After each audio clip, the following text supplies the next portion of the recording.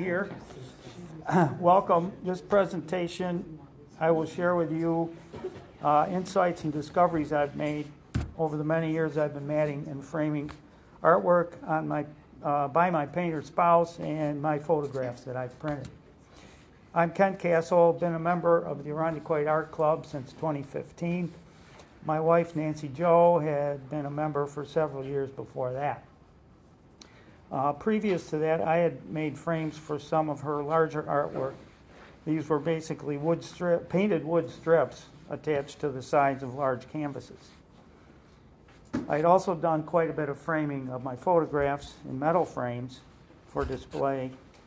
When Nancy was preparing a major show, we decided to start using a professional framer for quality and consistency. These were some very large paintings that she had produced.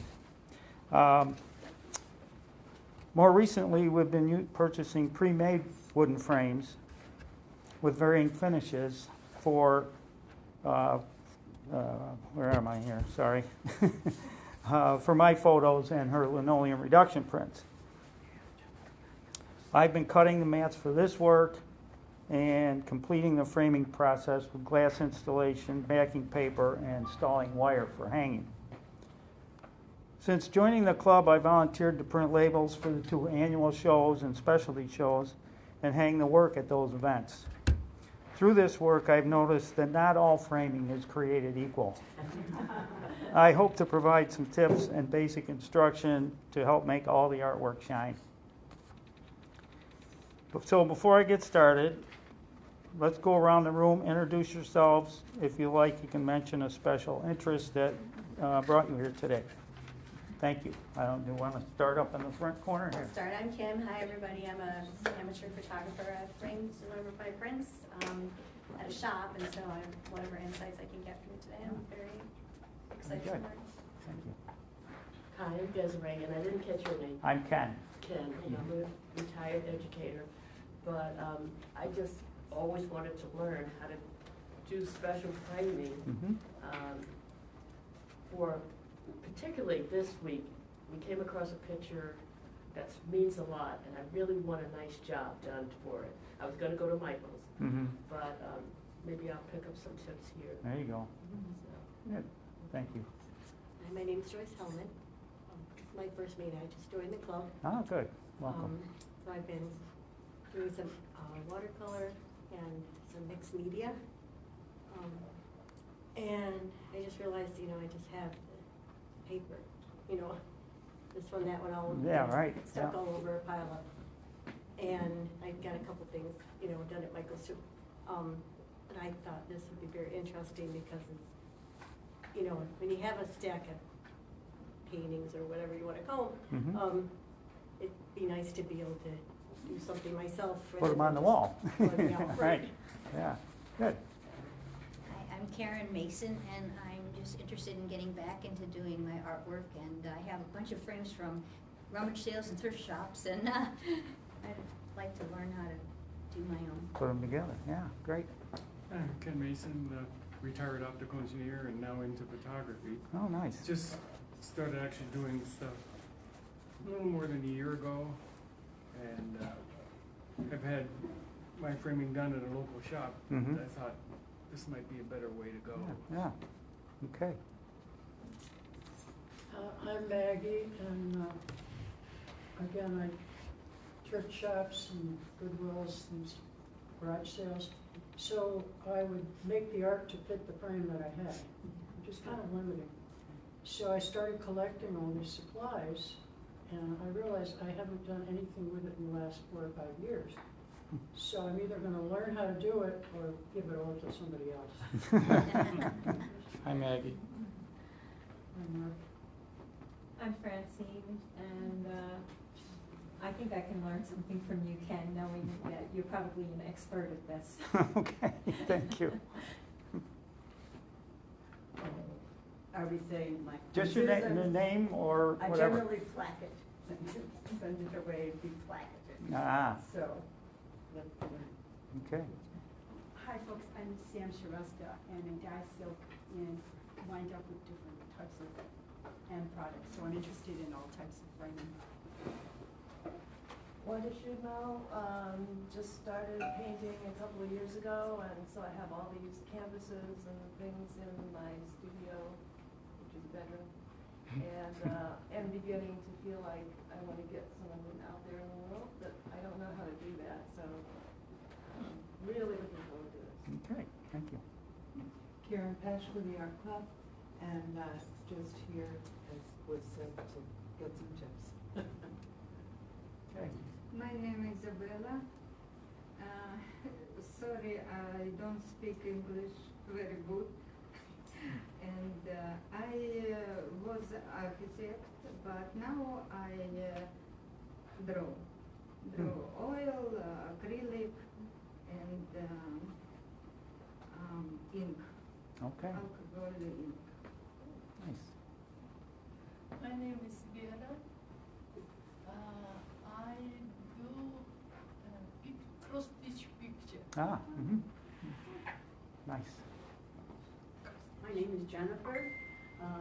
Little mixed media. Over the years, it seems I have photographs and some art pieces. I really like mat, but I have different size mats. I'd like to learn how to do that. Okay. I'm Marlene, I'm with the Art Club also, and I just sort of collect other people's art and their photos and should start framing them, and I'd like to do a little bit of everything. Okay. There isn't anything I don't want to try. Jane, and I'm a member of the Art Club, and I do photography and some painting, and I try to frame a lot of my own stuff, but I could use some tips on doing it better. Okay. I'm Carol, and pretty much the same on photography, and I've done some framing, but I'd like to get better at it. And I'm also painting now too, so some tips on that type of framing. Very good. Okay. Thomas, I'm just looking for some tips and tricks. Okay. Great. I'm Sue Murphy. I coordinate this program on the second Wednesday of every month. We have a different speaker from the Art Club, so look for those in the future. I'm a quilter and a beginning artist, watercolorist. So. All right. Well, welcome to all of you. This is great. Good turnout, and I'm especially happy to hear more photographers. Okay.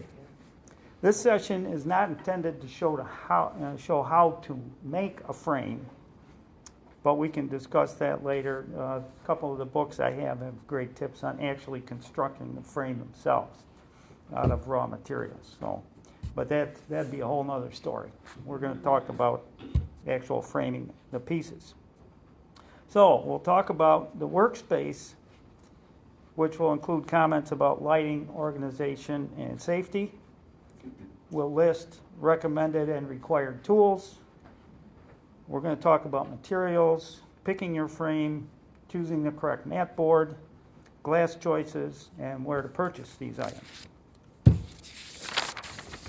We're going to talk about procedures, preparing the artwork, measuring and cutting the mat board, measuring for and cutting the opening in the mat, mounting the artwork to the mat, assembly and finishing the project with paper backing and wiring of the piece. Finally, we'll share different styles of matting, such as float, double, and of course single mat. Before we start laying out materials and tools, I want to mention that the main reason for matting an artwork is to prevent it from direct contact with the glass. This is especially important for pastel, encaustic, and other soft or sensitive media. Also, please ask questions as we go related to the subject we're talking about at that time. So let's get our work area prepared. A large, clean, sturdy table is desired. I've got a workbench in my basement that's about this high and 4 feet by 2.5 feet. So that gives me good space. It's higher than a table like this, so you're not bent over like this all day. A table like this is fine for if you're going to work on it for an hour or so, but on an all-day project, you want to be more comfortable than that.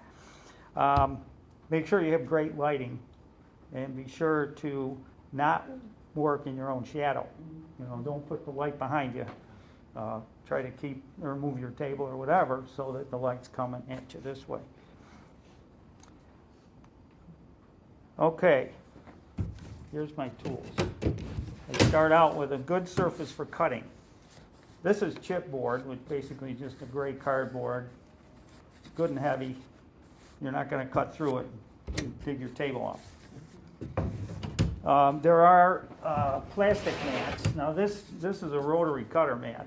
Don't use those because they say right on them that this blade will damage the mat.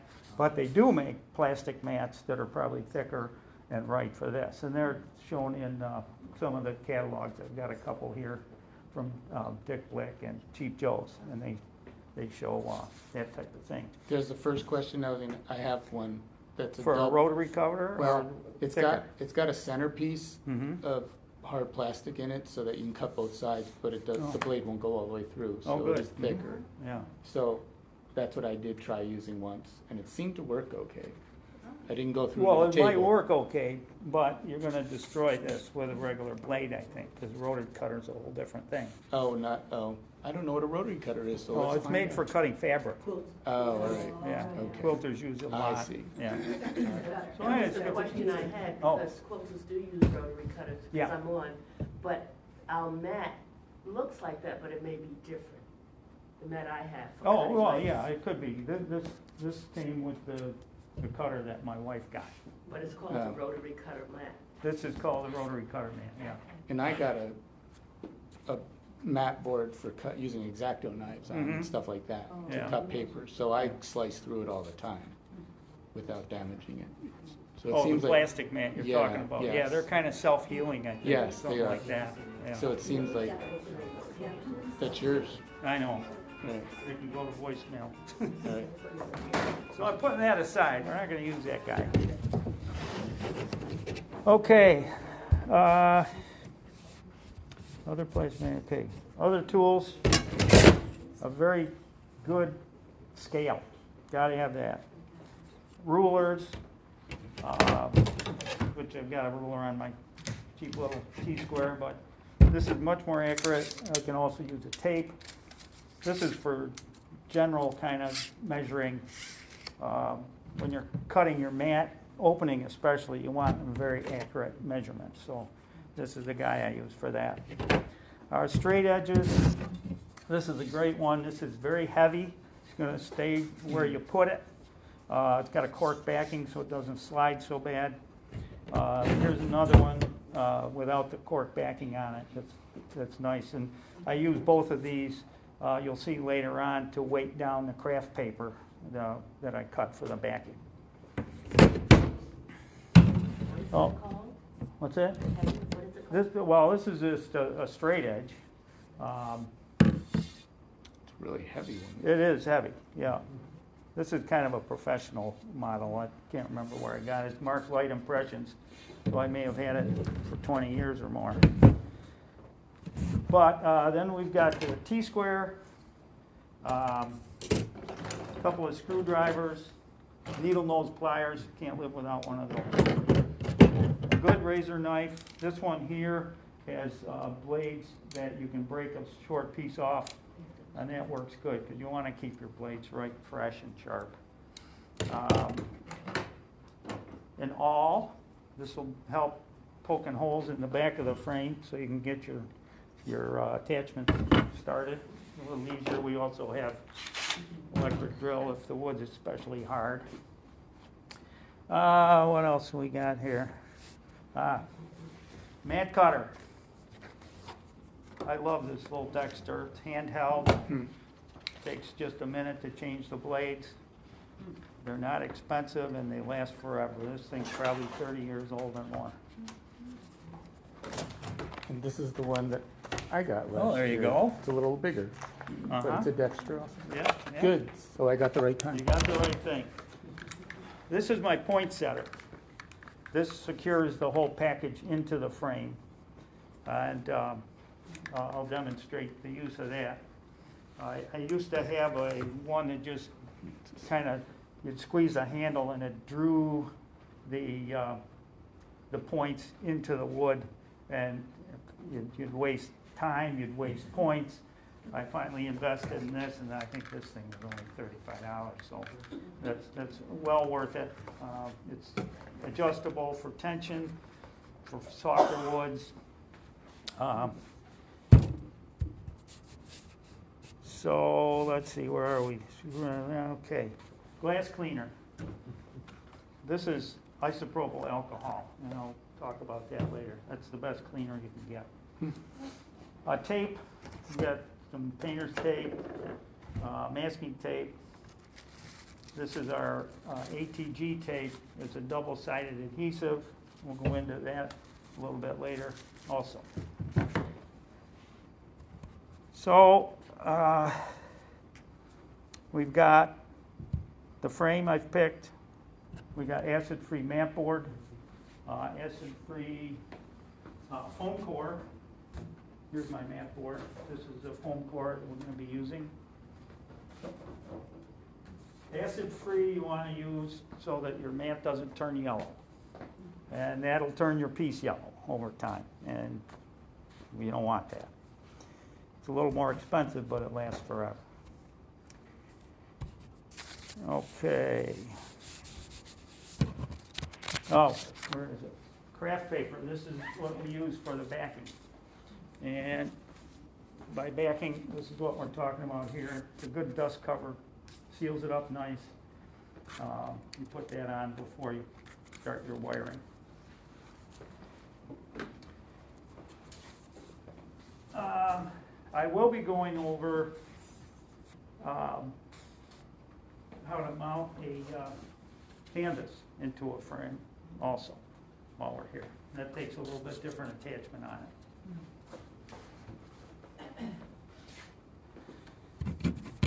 Okay, craft paper, tape. I also brought photo corners. You photographers are probably familiar with these. They hold your picture at the corners. They're adhesive on one side, and you can remove the picture easily from them also. So we'll talk about those briefly. D-rings, eye hooks, and the like. These are the. You want to hold it under the canvas so they can see it up there? Oh yeah, good idea. Okay, these are the D-rings for the back of the piece. You've got a heavier piece to make some monsters. For holding your canvases in, you can get these little angled clips like that. And those work well too for holding a canvas in the frame. Okay, eye hooks. Oh yeah, we've got eye hooks too, in case you don't want to use the D-rings. That's these little guys here. Put it up here. Yeah. Yeah, they're small. I used to use them, but you know they stick out from your frame further, and these guys lay nice and flat, so your piece will rest better on the wall. Sawtooth hanger. We'll talk about that later too. Okay, I think that's about all that. Yeah, when I see a sawtooth hanger, I cringe because you're never going to get the thing to hang right on the wall. These have to be mounted perfectly centered and you attach with little nails, and so good luck with that. Bumper buttons, where are they at? Oh, here we go. These little buttons here can go on the, I don't think I have them on this, but they'll go at the bottom corners to rest against the wall. They help secure it from going cattywampus on you, and also if a metal frame will keep the frame away from the wall and it won't disturb your paint job.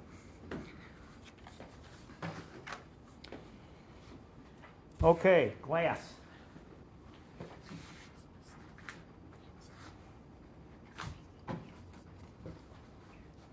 Glass, paper towels go with your glass cleaner. I brought a pre-cut 8x10 for using today. I'll go into where to get this and the issues that come up occasionally about they're manufacturing glass now. They're not cutting it to this size. I used to buy a box of 90 of these things at a time. Now they don't cut 8x10 anymore, or even what's the other one? 11x14. I don't think they cut either.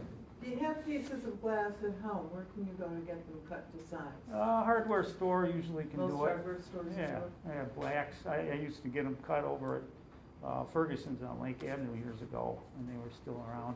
I get a lot of things, frames that I bought that come with glass, and I don't use the glass, Mm-hmm. because I've got a piece of canvas in there or something. Yeah. But I've got this jacket glass. Right. Well, Yeah. I So cut. the paper pieces. Yeah, I trimmed a piece last week at home. The frame I bought was actually 7 3/4 by 10, and the fellow that built the frame said, "I don't know how I did that." But anyhow, it happened. So I had to cut 1/4 inch off an 8x10 sheet of glass. And I didn't bring my glass cutting tools. It didn't end up looking real clean, but it did the job. Luckily, the opening in the frame covered the messy cut. There's an auto glass place on Huntington Road In Greece? and if you take it in, they're really reasonable to cut, especially the Ah. 1/4 inch, and they'll finish the edge. Oh, You don't have to so grind they'll it. keep the sharp. And plus they'll sell you, like their waste glass, which are pretty big pieces. Ah, Ooh. interesting. Yeah, I usually I used to get my glass in bulk from Flower City Glass downtown. And then they stopped selling to the general public, or wholesale only, so that was difficult for me to get to that point. But so we'll continue on here. Get these cleaned up. Got to keep a clean work area.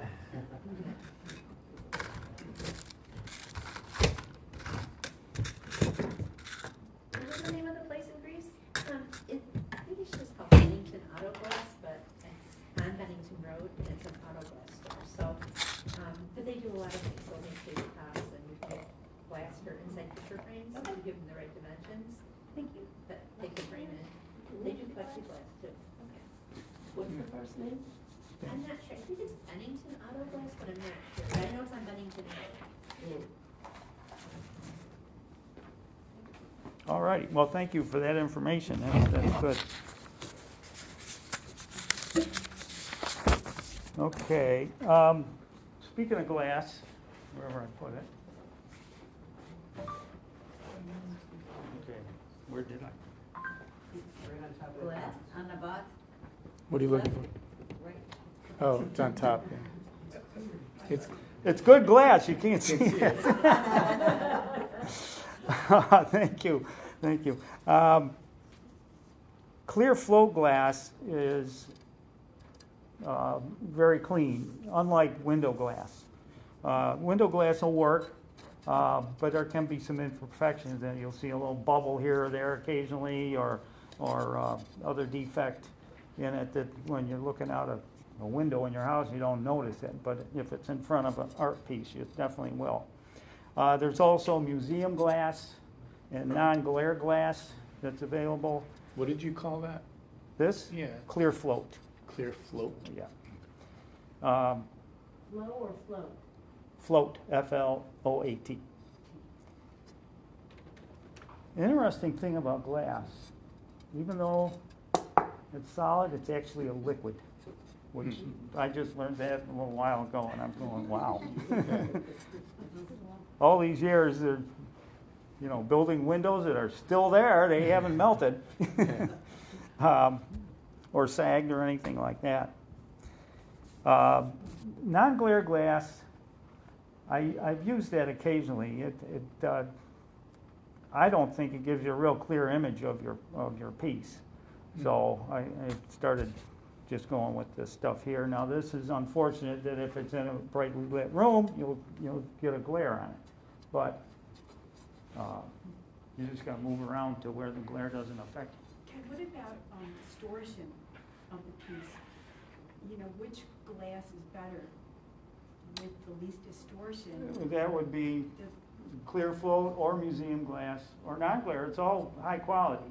The window glass, you might get some distortion. But, you know, even that, it would probably be minimal. You know, it's not like it's a funny mirror at the amusement park or anything like that. What about plexiglass? Plexiglass is great for its weight, but that can turn yellow over time. It's hard, you can't clean it really good except with like mild soap and water. Then you got a chance of the water getting down inside the edge of the frame between the plexi and that can cause a mess too. Does it scratch? It can scratch, yeah. Much more than glass, right? Yeah, oh yeah. Yeah. So I don't recommend it, and you can definitely use it. I mean, we had a piece in our collection at home that was probably 5 feet long and about 2.5 feet high, and we had it redone with glass, but that baby is heavy. And, you know, with something like that, you need 2 hooks hanging on your wall, not just the one in the middle. Make sure they're heavy enough to hold that weight. And picture hooks are labeled as to what they can, what the safe weight they can carry. Okay, I think we went over all the tools here and the glass. Okay. Wire? Do you need wire to? Yeah. And we'll go over wire. I've got a couple different kinds of wire here too.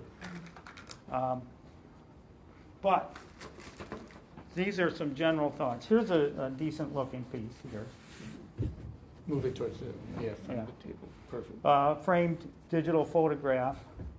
But turn it over. This was a hobby store frame.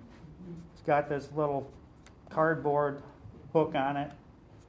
It's got these little clips that you just bend over to hold things together.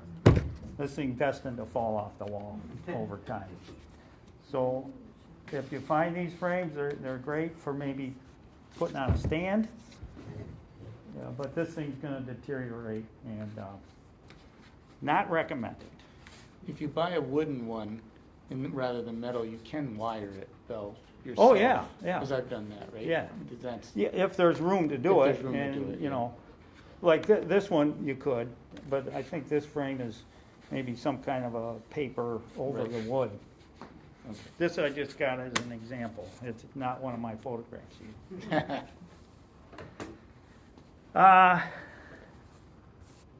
Double mat. Where'd that go?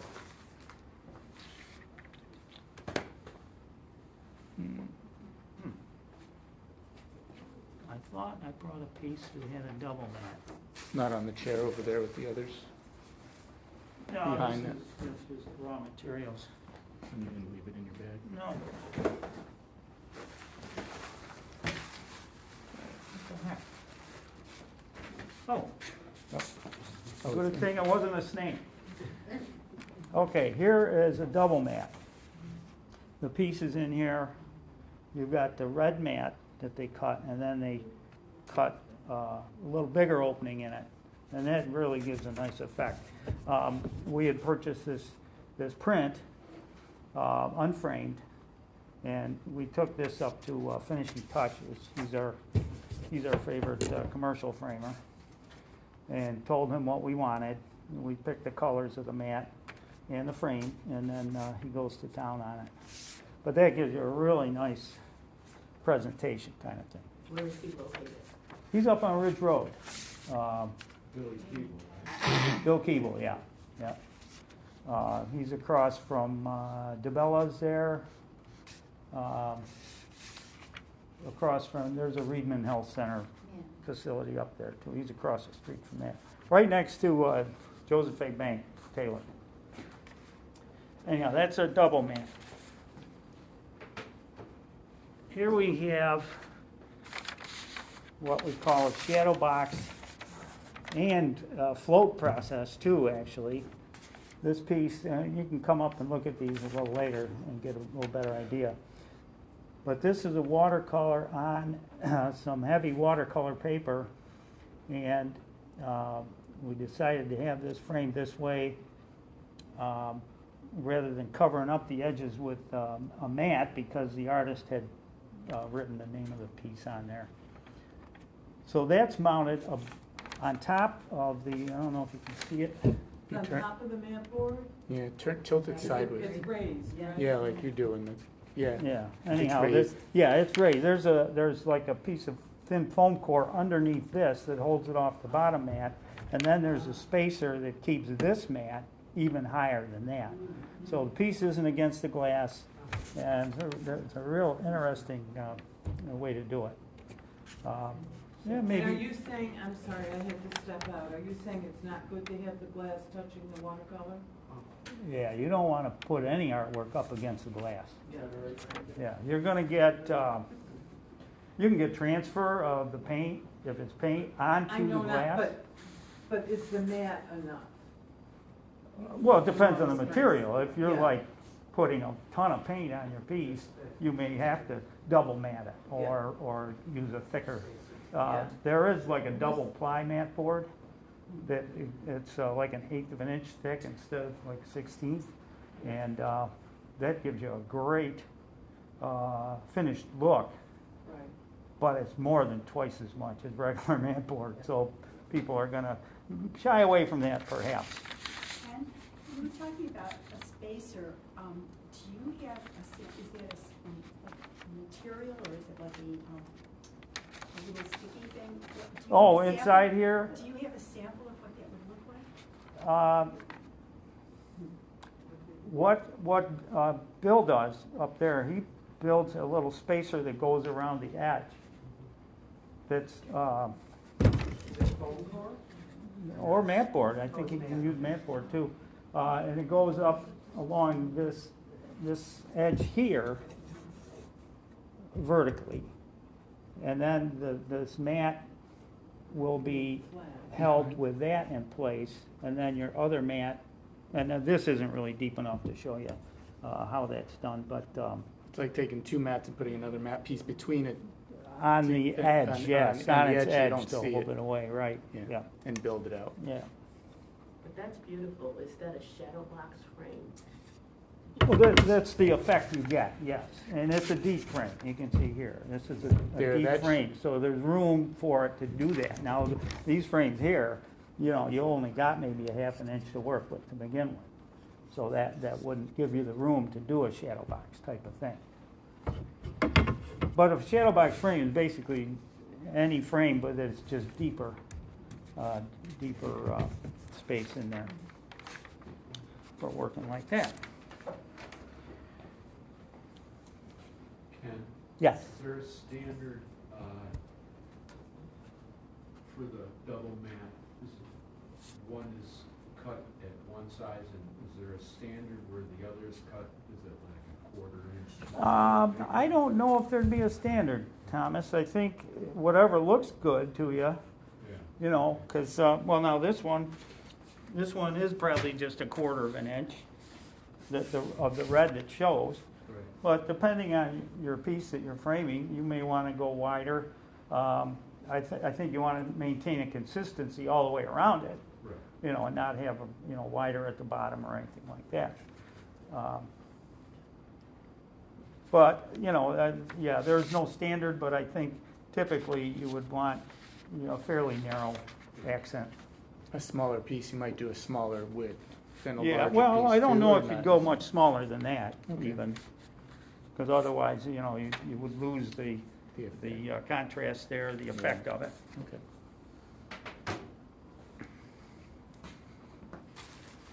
Oh, okay, here's another. This is an encaustic that is on a piece of paper with a Can yeah. you either hold the painting higher or come in Or under the down camera? there. Yeah, thank you. Sorry.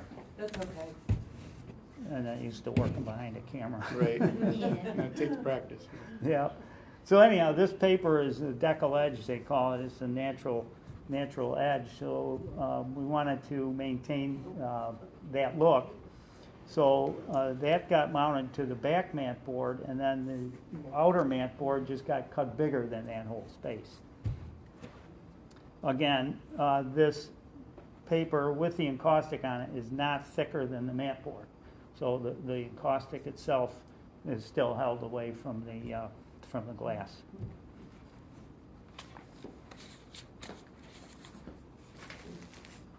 Ken, Yes. when do you not use glass?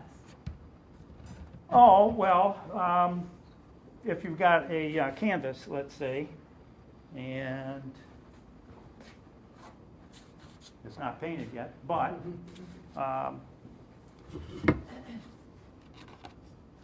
you can mat it just like that.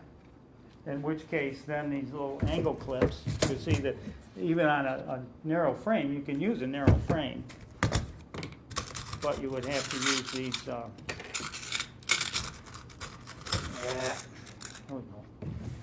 these angle clips to secure it into that frame. See what I'm saying there? And you wouldn't use glass on the top of a canvas. No. I don't think anybody would do that. Ken, how do you fasten the ankle clips to the frame? Oh, screws. Yeah, screws on both, on the into the frame and into the stretcher on the canvas. Now, if the canvas is less deep than the frame, and let's see what I've done that and turned those clips around. You can still use well, those. either that or you still can use use your framer's points to go in.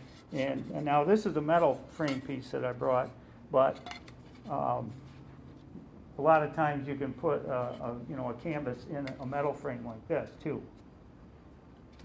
And then this would be held in by these spring clips, but I'll discuss that later as well.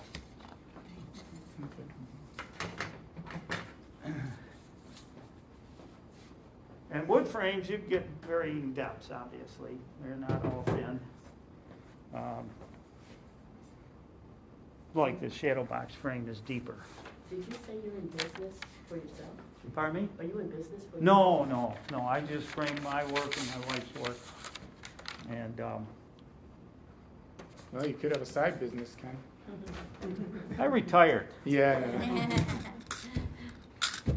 And I wasn't a framer for my career even, but no, I don't have time to work anymore. That's why you're teaching. Right.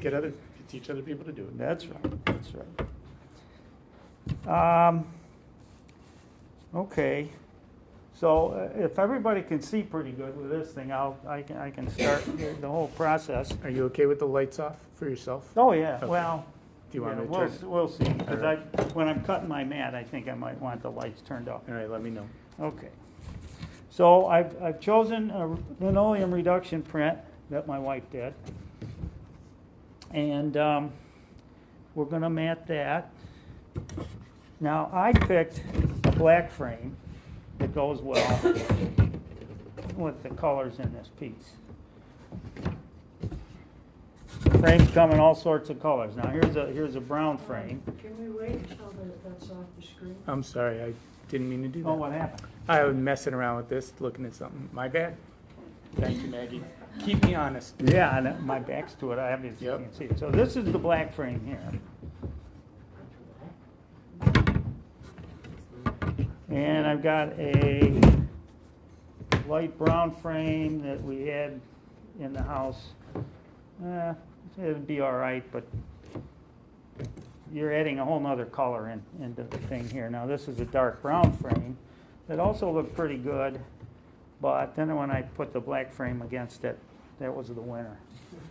So, there's options galore. Choose the one you like best. If somebody else doesn't like it, well, they can do their own. So, here's our frame. We're going to cut our mat board first. Now we've got to measure the opening in the back of the frame. So we'll make sure we got the 8 inches there. This happens to be an 8 by 10 frame. And we're good there. So for the back mat, you don't want to be a tight fit in there. I usually give it about 1/8 of an inch smaller than this here, so it goes in and out easier. And with environmental changes, you know, paper can swell, and you don't want it to start buckling on you. Now, so we're going to measure that. Here's my good scale for that. Nice sharp pencils. Keep your pencils sharp. Mat board. Again, there are different whites. And you can see there we've got 4 different whites here. They don't show up too much distinctive on the screen. They all look white, don't they? Yeah. Well, yeah. And then, of course, there's colored matchboards. This was a piece that we had in the house, just to show you that there's a definite variety of mat colors. Again, I chose a fairly bright white to go with this white paper that piece is on.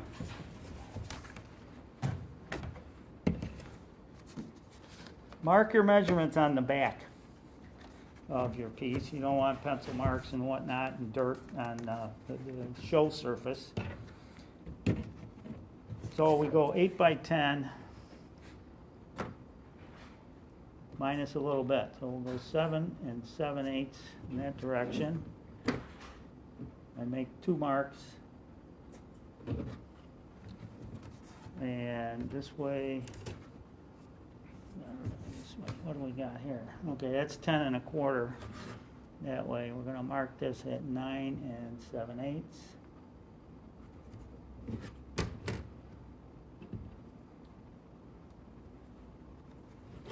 Okay.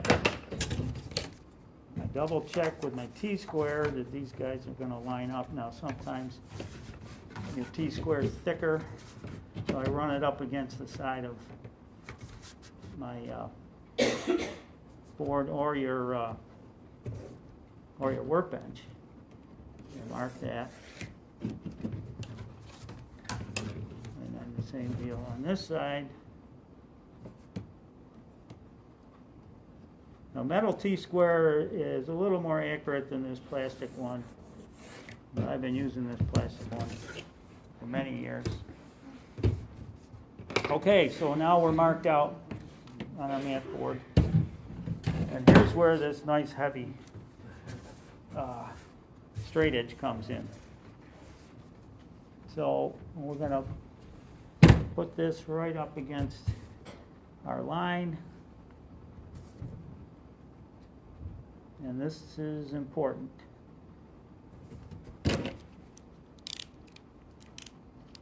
Set your blade where you want it and keep nice pressure on your straight edge, straight down, and then run your blade over. You're not going to cut through it the first time all at once. You're going to do it in little cuts.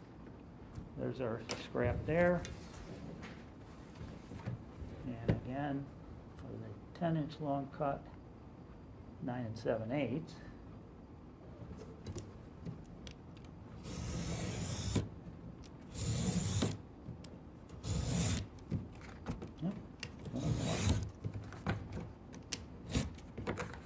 Okay. I got a question, Ken. Okay. If you're working with a full sheet of mat board, like those larger pieces. That's why we use a bigger table. Right. Yeah. It's important, you want to cut the size you need. You'd obviously cut the size you need to fit the frame first before cutting the hole. Yeah. I might, in my weird thinking, do the hole I want and then think, oh, now I got to cut this out to the frame size. No, that would no, be really dumb, no, right? that, Yeah, okay. You'll run into trouble every You time. would, wouldn't you? Yeah. All right. Yeah. So there's our mat board in here, and see, we can move it around a little bit. And So it's not gonna get stuck in there for you.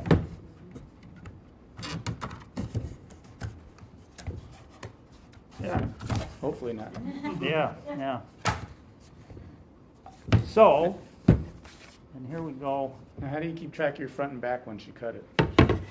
Are they different? Well, Is I'll it usually, different well, texture? yeah, here's You do it a that mark way. there, but before you make the cut, you can always put a Back. B on it for back. Yeah, all right. And that way you know that you're gonna be right there.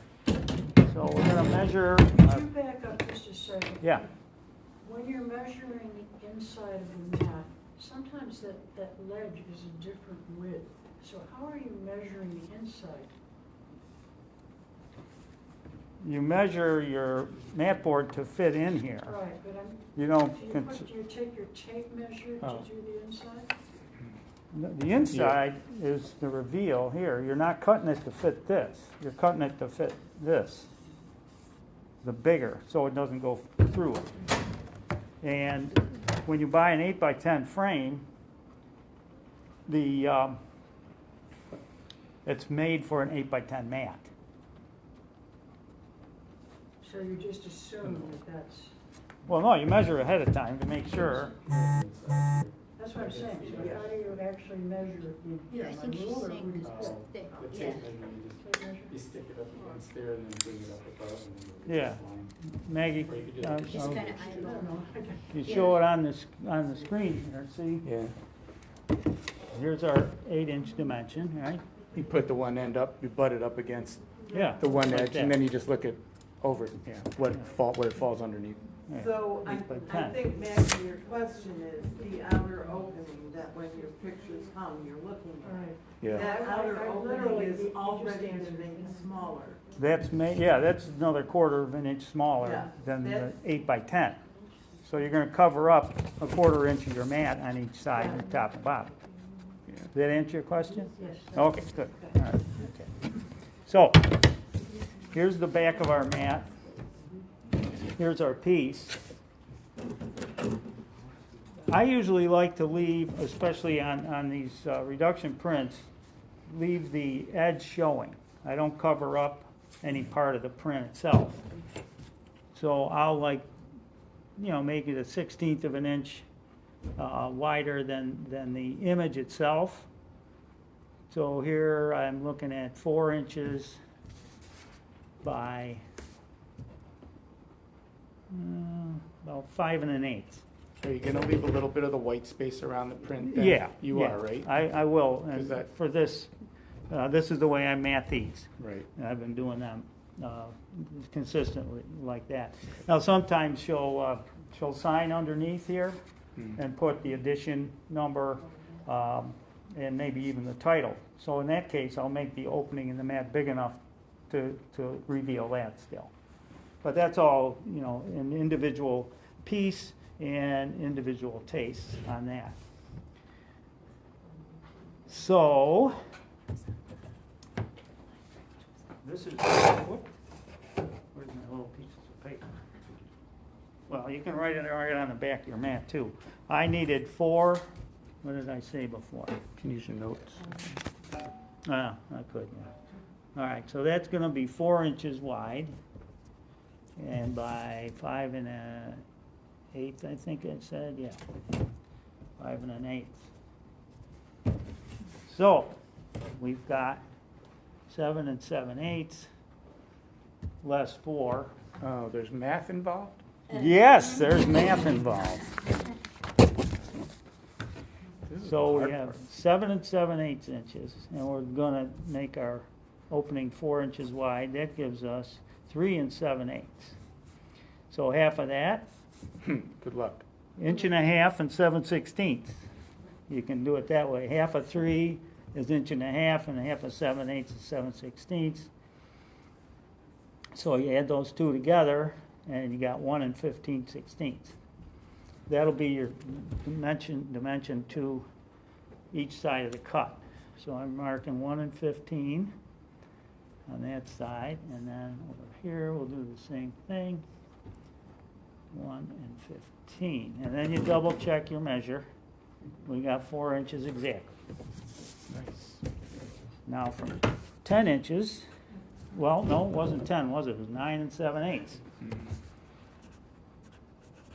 And we want a 5 1/8 inch opening there. So that leaves us 4 6/8 or 3/4.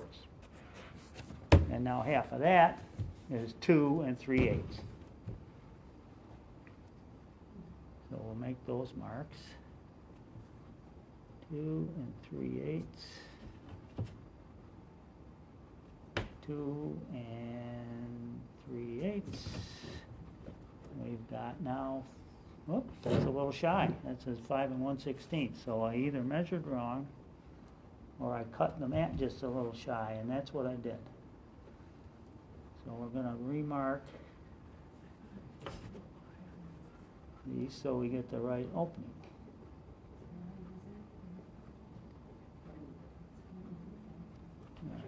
We're going to go there and there. 5 1/8. Now here's our T-square again.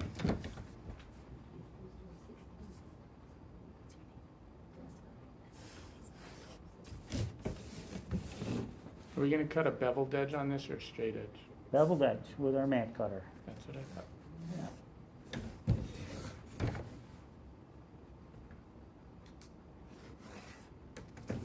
Well, I want to show you another little trick to make sure that your mat board is square to begin with.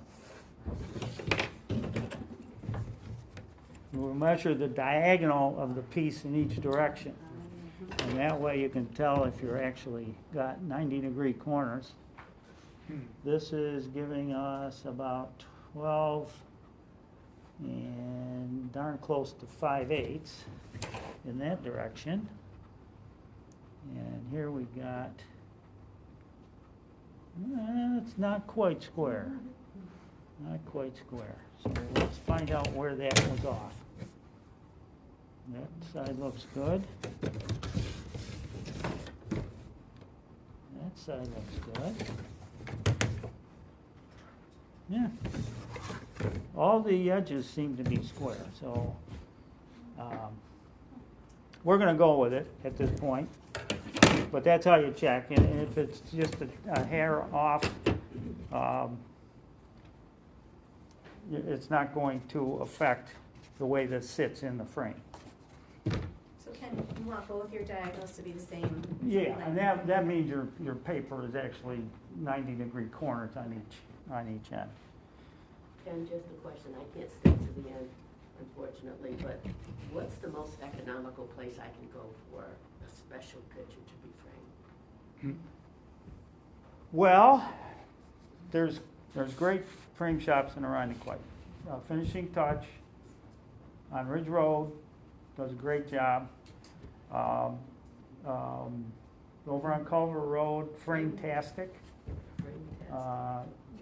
The lady there is Joan, and she's been framing work probably as long as a lot of us have been alive, it seems like. On Culver, yeah, down in the Seabreeze area.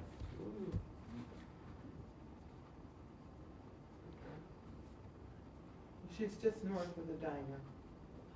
Same side. North of the diner, correct. So here's our mat cutter. Now we're going to cut the opening in this guy. So we need to set the blade. Oh, here's another tip on your mat cutters. You want to keep these blades sharp. I have a whole bunch of extra blades. And they're well worth it to keep it sharp. Because if they're not sharp, you'll get ragged edges. You'll have to work on them with an emery board to file them down, and then it's still not going to look real sharp. But so I keep track of the number of cuts that I make with the blade that's in there. This one has 3 cuts on it, and so basically I'll make maybe 4 or 5 max. Really? And then the blade goes bye-bye. Wow. So you need to set the depth of the blade, Here you and I'll show you here. See here, the blade is in this slide, and so we want to set that.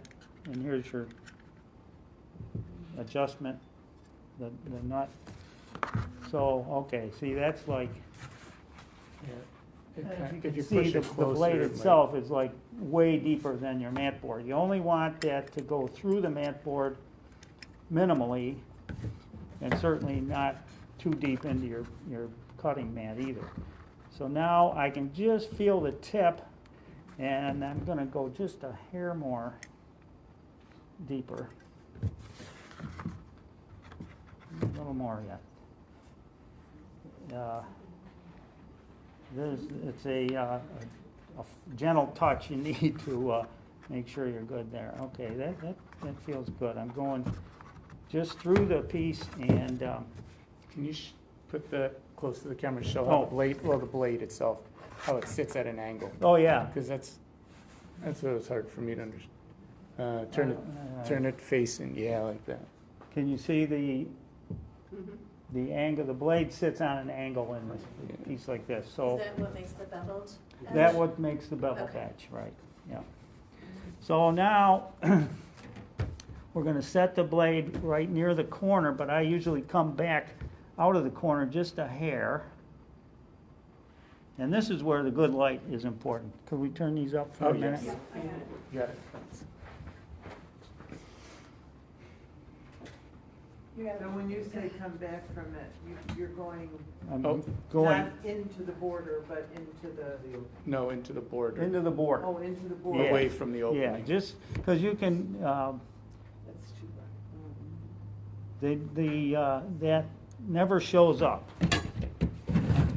that I've found anyhow. So here we are, we're gonna line this up so that we get our cut right on the line. And here's where It's important to note that the blade isn't on the edge of the cutter, so you have to put the blade in first where you want yeah, it. you put the blade in the paper. Don't put your straight edge down because your blade goes into the paper that way and it's gonna nuts up your cut. You want this perfectly parallel with your line. So I always double check with a scale here. And you've got your empty spot here, and then I've got the millimeters marks on there. So that one I put right up against the straight edge, and it's right on like one millimeter. So I go down the other end and make sure it's the same width there. So now we can make our cut, and we'll stay right on the line. You got to push down hard on your cutter. You got a nice little indent here for your thumb. Keep your index up this way, and you go to your line and just beyond it just a tad bit. Don't set your cutter down like that. Keep that blade off of the surface here. And now you can see here we've got that nice clean cut on that side. So we just now go around the whole thing like that.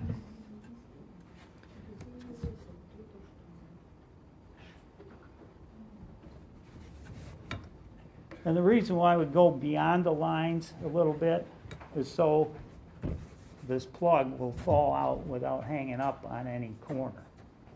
Because then you're going to end up maybe with a tear on the fine on the outer piece. So again, we're at just that 1 millimeter dimension there.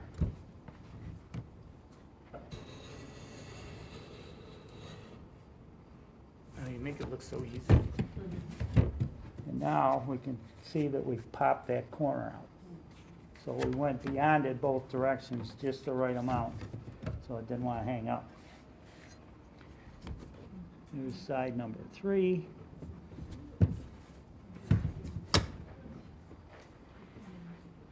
Now sometimes, and we'll see if we can get this here. No.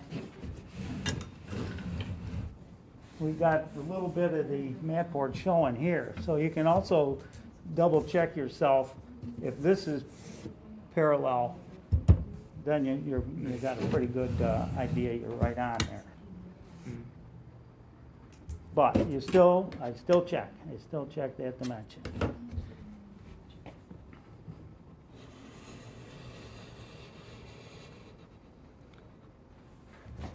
So when you get these,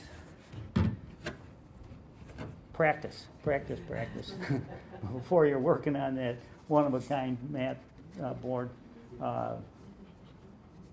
You can, well, my alongside my workbench has got tons of pieces of mat board like this, and so you can just practice on any scrap you got that's the same material, so you get the same feel.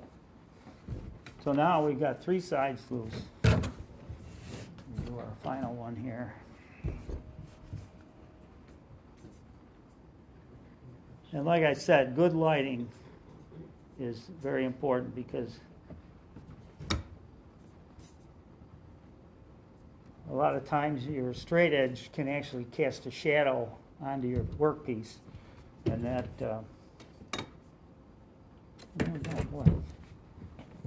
after a while you get calibrated eyeballs, and this is easier. Okay. Ta-da! Yeah. And now you got a nice little piece you can do a Zentangle on it or whatever. So now comes the moment of reckoning when you put this over here and see that you got a nice reveal around the image, and that's exactly what we wanted. So, thank you. Now you got to attach this to the back of your map. And that could get tricky. So, what do we use? Sometimes I use masking tape. Lately I've been using the painter's tape because it comes off so easy. But meanwhile it holds it in place. So I'll put just a tad bit of this tape on the corners of each. Have we seen what I'm doing here? Yeah. Lay the tape out flat. Now this piece of paper is a little bit wahooed, so this is going to make this a little bit tricky. So you kind of hold it down. Make sure your hands are clean. You don't want to get crud all over your art piece. And eyeball that in exactly the way you want it.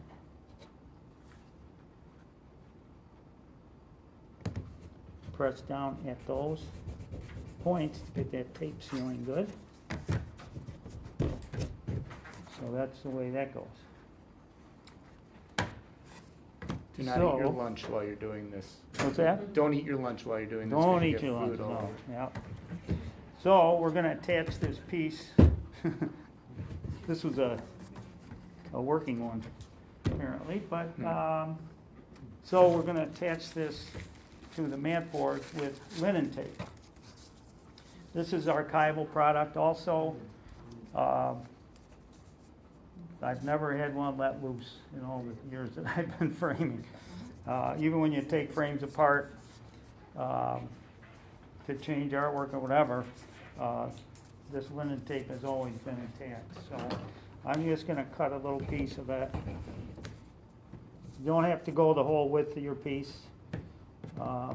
And on wider pieces, sometimes I'll just put a short piece towards the edges. So I'll have a piece of linen tape here and a piece of linen tape here, depending on the size of your thing. This one, I'm just going to use one piece of tape.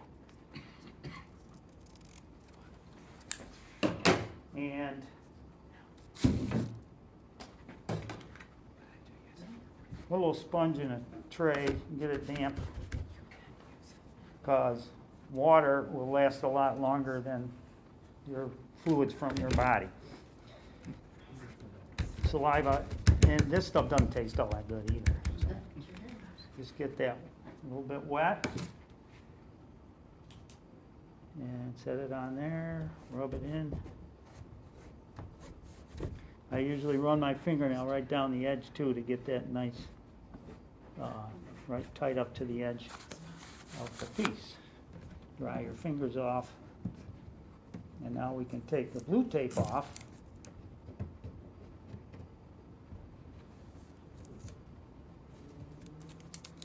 And there we have our matted piece.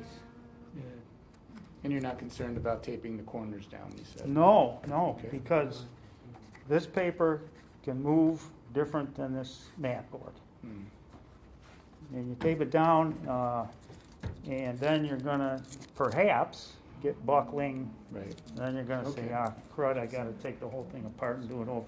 No, I've had, So you're just taping the top and letting Just it the hang top, behind, yeah, right? let it hang. oh, you're not Yep. gonna do any more? You're No. not gonna tape any more? No, Okay. just the top, Good to know. yeah. Now, a photo, when you're using these little photo corners, Yeah. you gotta do each corner, obviously. Right. But, Could you not just tape a photo the same way? oh, you can take photo the same way, Let it yeah, hang. yeah, yeah.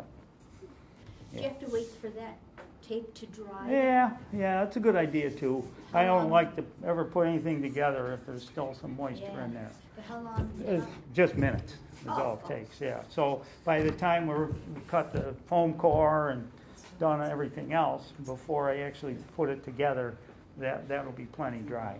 You know, you don't want to get the tape so it's soaking wet either. You just want to wet the glue, basically. So.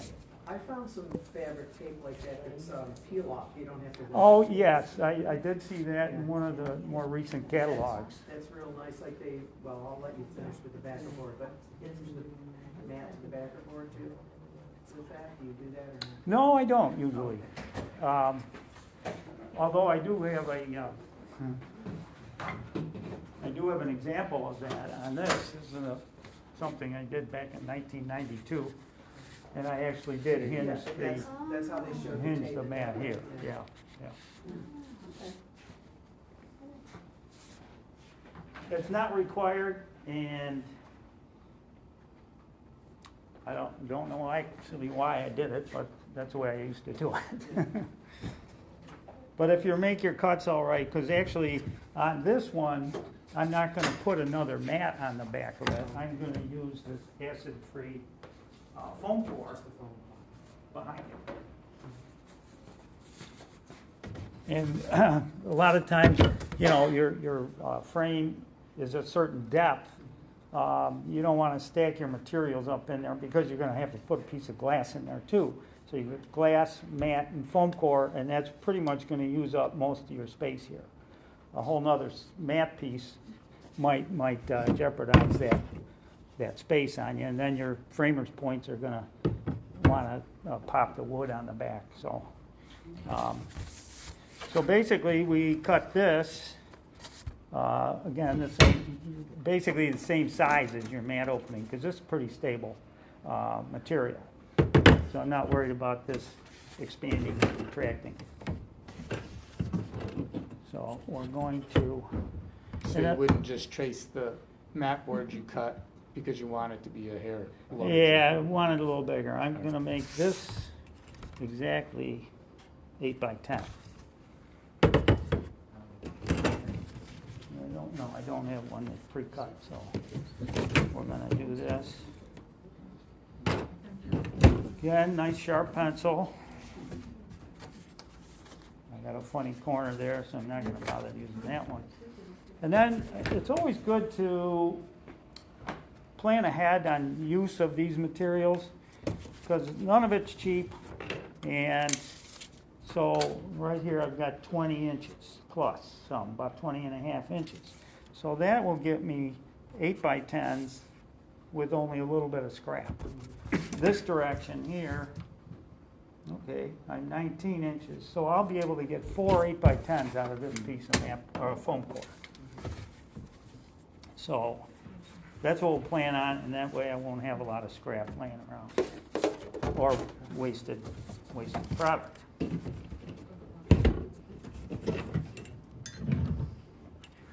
Now we can put the mat cutter away because the foam core we use our razor knife. Get these extra blades out of the way, and while we're at it, I'm going to mark on here that we did one more cut.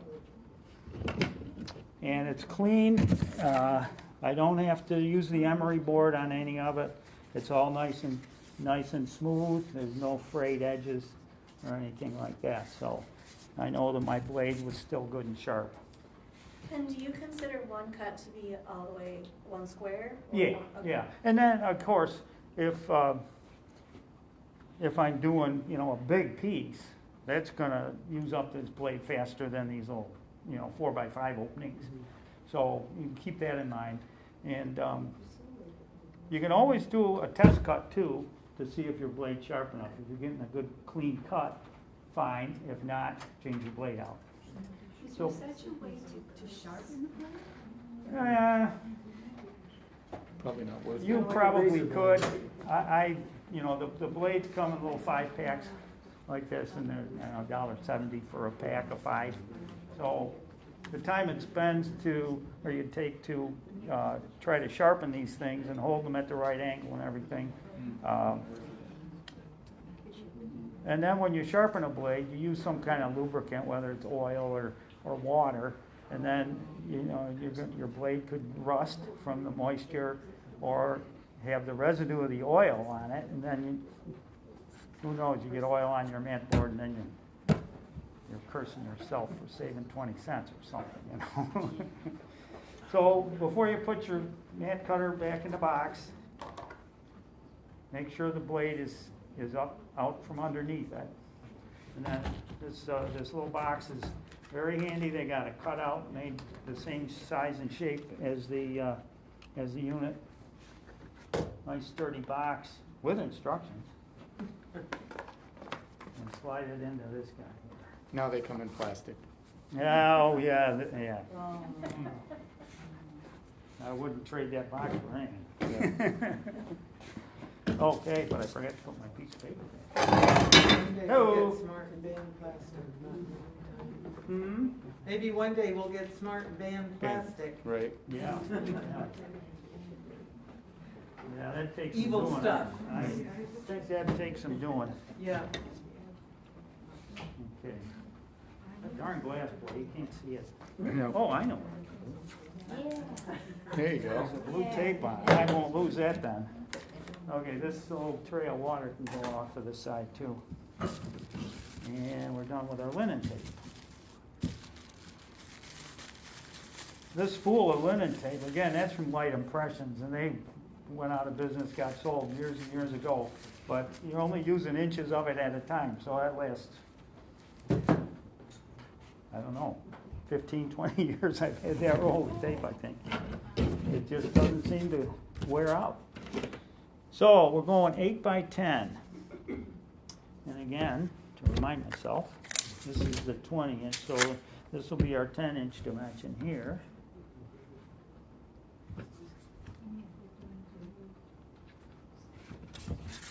10.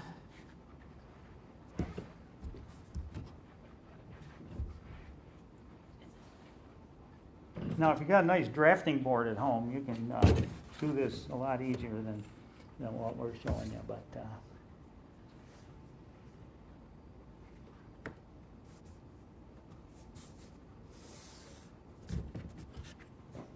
oh, we're going 8 inches this way.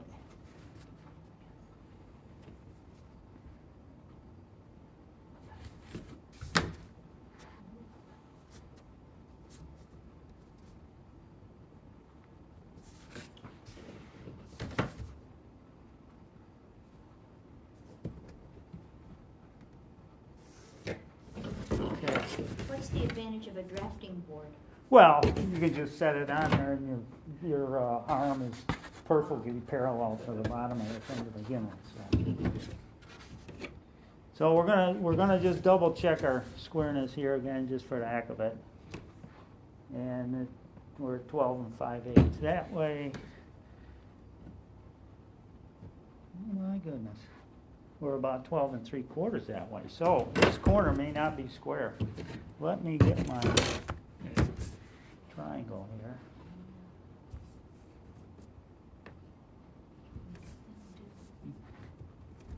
Well, that looks a pretty good angle there. Maybe my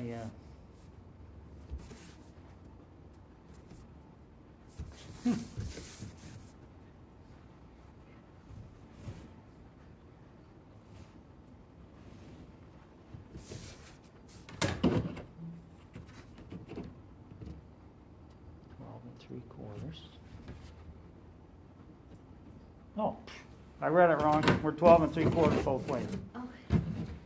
Okay, now cutting foam core, which are thicker and you've got a different material in here other than the facing on both sides. So when you're cutting this, you want to keep your razor knife at a real shallow angle like that. I've tried cutting it like straight up and down, and you can get that foam center of the piece starting to ball up on you.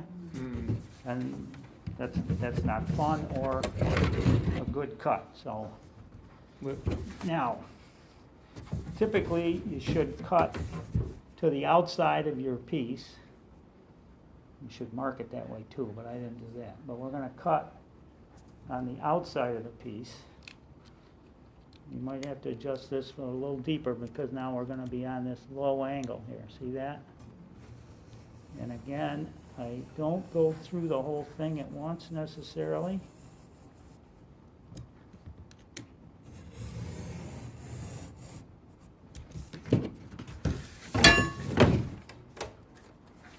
What happened here? Oh, the blade wandered away from the straight edge. So I'm going to just finish that off. Luckily it went to the outside, which is why we cut that way. Oh, I know. I was using the wrong one. Wasn't using the heavy one. Whoop.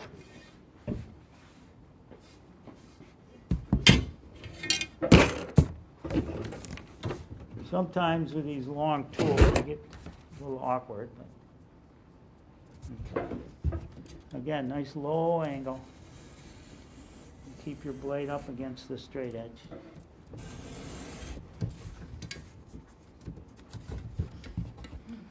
Okay. Now we got 3 more in there for future. And did you say you wanted this to fit exactly the back opening, or? Yeah, well, it's a little bit, there's a little bit of play in it still. In each direction. Less so than your mat. Less so than the mat, right. So this will go up against the back. Now I don't attach these necessarily. You can, like we had with that piece there. You know what, maybe I will do that on this one. Yeah, let's do that. I'll show you how to do that. So now we turn these guys upside down. And you'll notice the thickness is different between these and that. So let's get another piece of mat board under there so that we're matching up nicely. Get that centered, and now we're right at the same level. So I'm going to get this guy back out.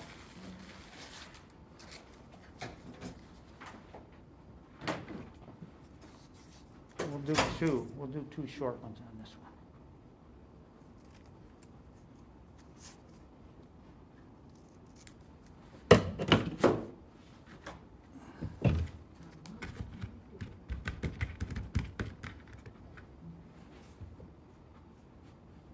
Make sure that's centered nice.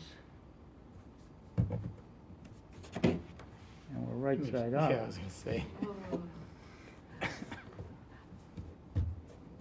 Would that matter in the long run? Yeah, you want the hangers at the top. Yeah.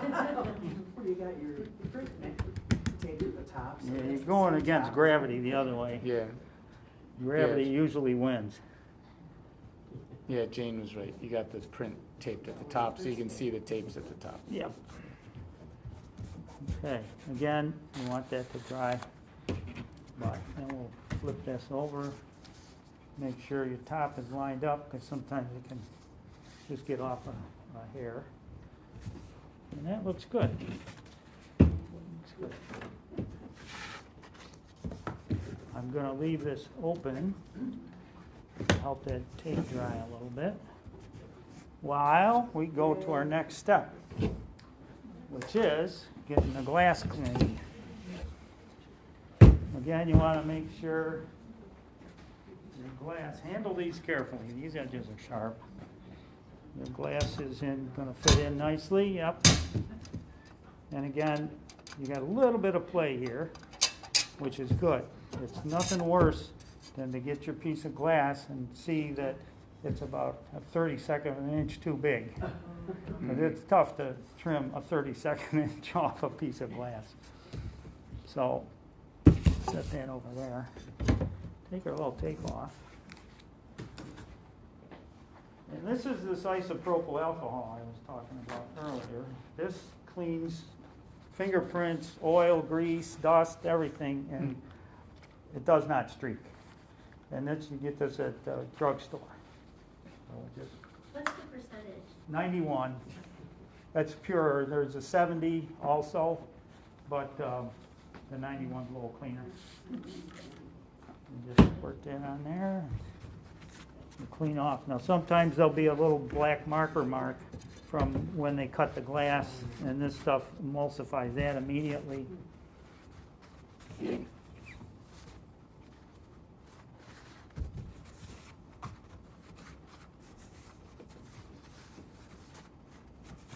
So your cutting board, keeping it clean will help with this too. So when you flip over the glass to clean the other side, you're not going to get debris or anything on the glass itself.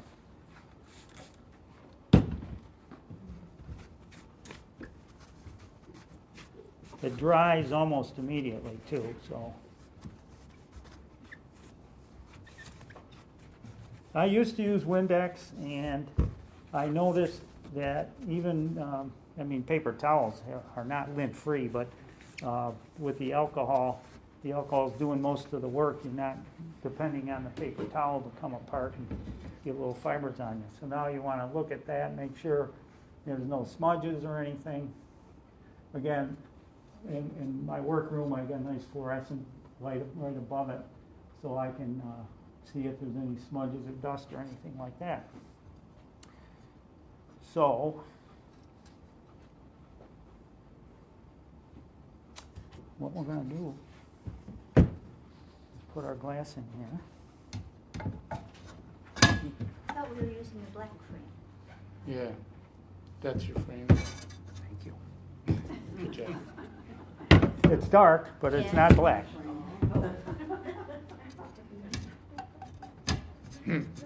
I loved heard Nancy Bill when you got home with that. Yeah, what'd you do? Yeah. Wasn't paying attention again, huh? That's in there. Yeah, this tape feels nice and dry now. We'll fold that over.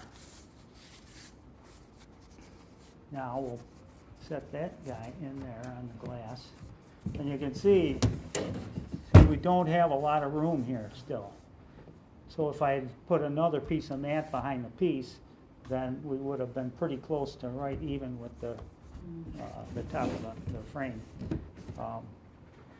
So now before I start setting the points in, I want to turn it over and make sure that I don't have any big hunks of dust in there or anything, because once you get this thing going together, that stuff's going to be in there forever.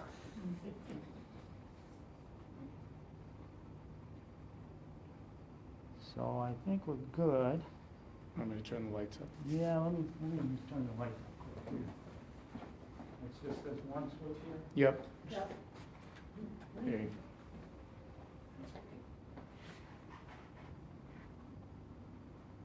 Yep, real nice. Nice and clean. You can leave it up part way, halfway.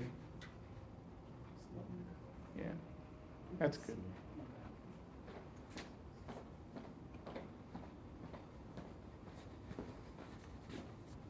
So we're going to set this back down. We got our little framing tool out here. Now what this is, this takes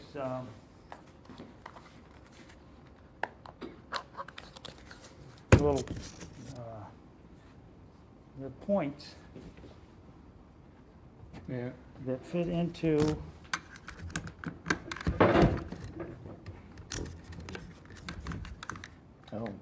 this hole. They only go one direction. You see the opening in there? Does that show up? It's a little dark. Yeah, that's Can't tilt it a little sideways. Like Yeah, that? yeah. Yeah.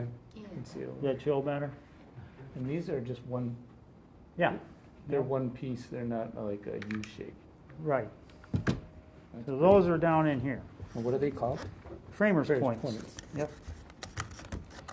Now, there's little, what's called glazer's points, which are smaller. You can put those in with a screwdriver, but, you know, you get a harder wood frame, forget about it. Forget it. Okay, now, here's something else you gotta think about when you're setting points. That being, if you just do it like this, you're not really holding that frame nice. So what I do is I set, well, let's do it on the front. I'll clamp this little hunk of wood here. No, that table's too thick, isn't it? All right. Well, you get the idea. To hold this down nice and sturdy, so you put your frame up against it, and then you can just put your point in like that without having to secure the frame with your hand, which we're gonna have to do in this case anyhow. I can So, hold one end if you want. well, You'll be all right. yeah, let's do it. Let's hold that down. You want, give me a hand there. Hold that down like that. You're our clamp, yes, very Yep. good. All right, so now with this, Just don't hit me. no, it won't. It'll go in the wood.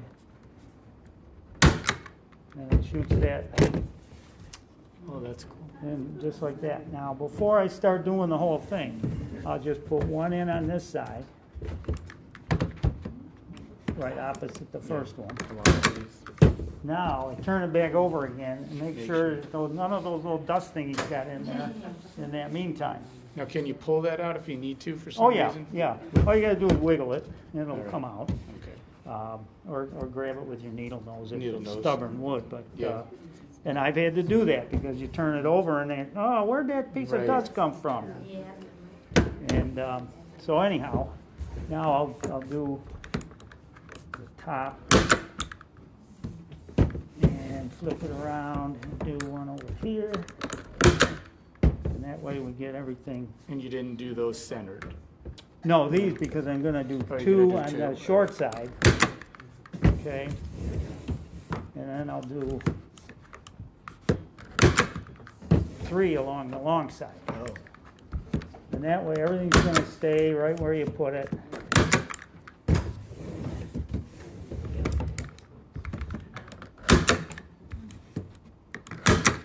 Okay.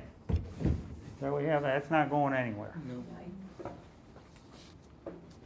You kinda have to have that tool, don't you? Well, there's different ones. Like I said, the one I used to have, it had a metal rod. I should have brought it. I still have it, even though I would never use it again.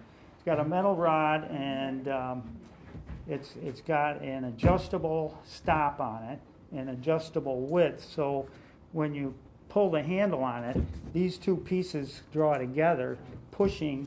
And you use a different. Well, actually, these points would work too. There's only a little bit of a metal piece that goes against the end of this to push it into the wood when you squeeze the handle. And half the time, you'd have to do it 16 times before the thing went in right, and throw out half the points you were using and everything else. It's called a point setter. Point setter, yeah. Now, this was, this is made by Fletcher, and they make all sorts of different ones. But this one I picked because it's basically foolproof. And you push it in once and it's there. You don't have to get frustrated with poor performance of your tools. So that I keep in the box too all the time. So now we are ready to put our dust cover on the back. I'll get this out of the way. And move these around, because this craft paper is going to see what happened. Grab it. This is basically postal wrapping paper. Not real expensive. What was it? $2.99 for one of these rolls. They last a good long time. Is that acid-free also? You know, I don't think it is, but it's not in contact with your piece. You've got acid-free foam core and your acid-free mat board, and this only attaches to the frame itself. Now, wood is not acid-free either, but, you know, hopefully the acid from the wood is either coated, you know, the frame is painted or whatever, so that that's never going to seep into the board or into your artwork. So we're going to lay this out. And this is where some of these heavier straight edges come in handy. Obviously, this stuff likes to curl up.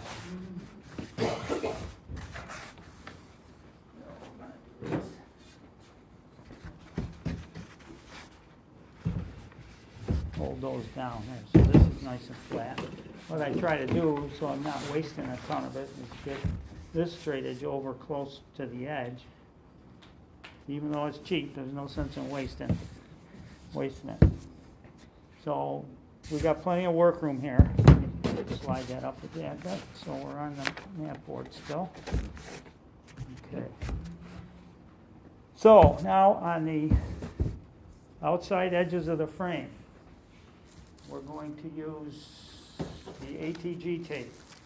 Now they make dispensers for this, but I just never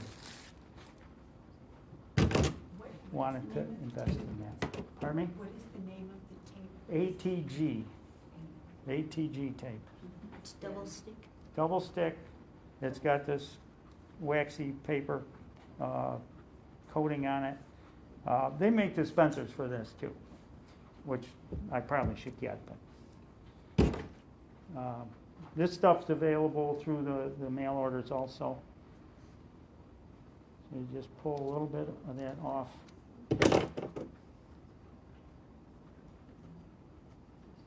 Now you can see here that it's stretchy, and you want to go right to the corner of your frame. The tape itself is clear. The tape itself is clear. So I'm going to restart that edge. So we get a nice clean, full. And this is a little tricky. You run it like this, right over near the other edge. Hold it down, and then with your razor knife, make that cut. So that's on there. Now we're going to go all the way around, leaving the yellow layer on there for now. Do you overlap the corners or go to the end? No, because you don't want to. You don't want this to go on top of the Right. the wax paper there. But before we do anything, like trying to glue this down, I'll take that off and I'll show you what that looks like.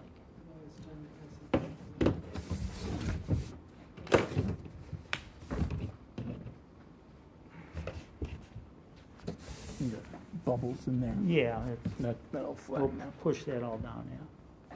It's very flexible.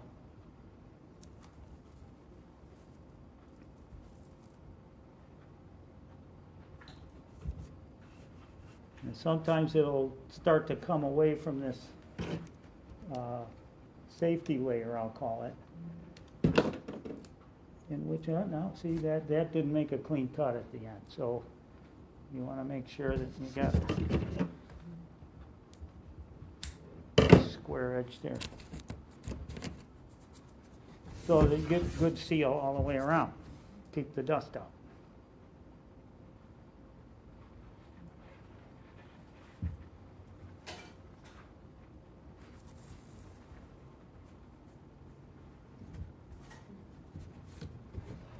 Okay. That's that. Put that back in the little wrapper.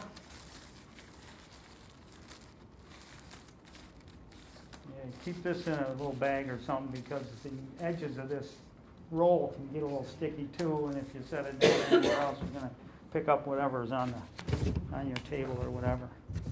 So now this is what that looks like with the tape on there. So now we're gonna strip that off of there. The wax stuff just peels right off. Wax paper.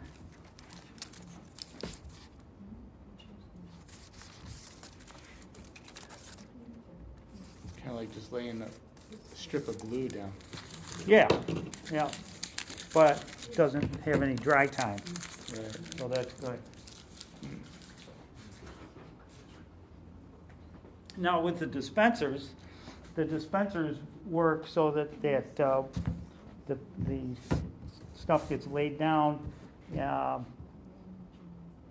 I think the paper comes off of it right then and there. So now we're going to lay this on the craft paper, just like get the gunk off of there.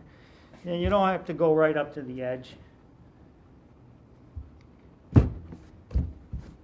And then just kind of give it some pressure so everything sticks to this.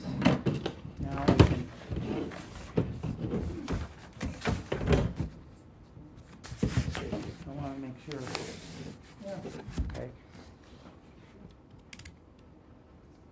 Get your razor knife right up against the frame edge, but you want to make sure that you're not actually taking the finish off the frame. So you're in the paper. You may want to lengthen this blade out a little bit too. Make it easier.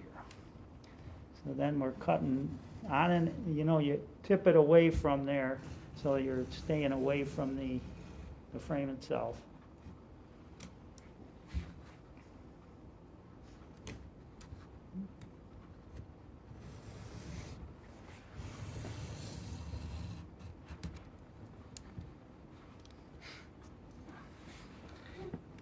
Okay, I'm not a good left-hand cutter, so I'm going to do it this way.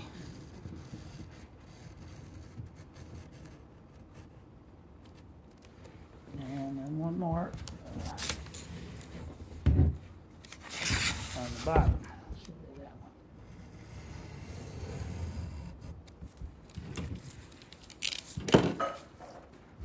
one. There we go.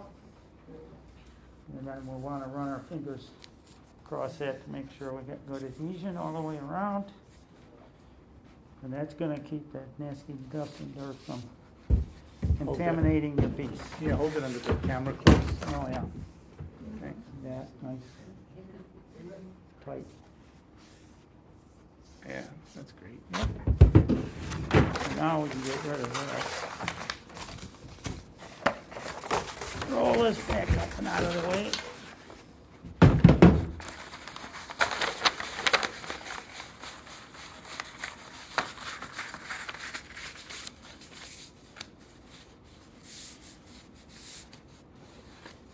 You want me to wrap it back up in the two? No, I'll show you.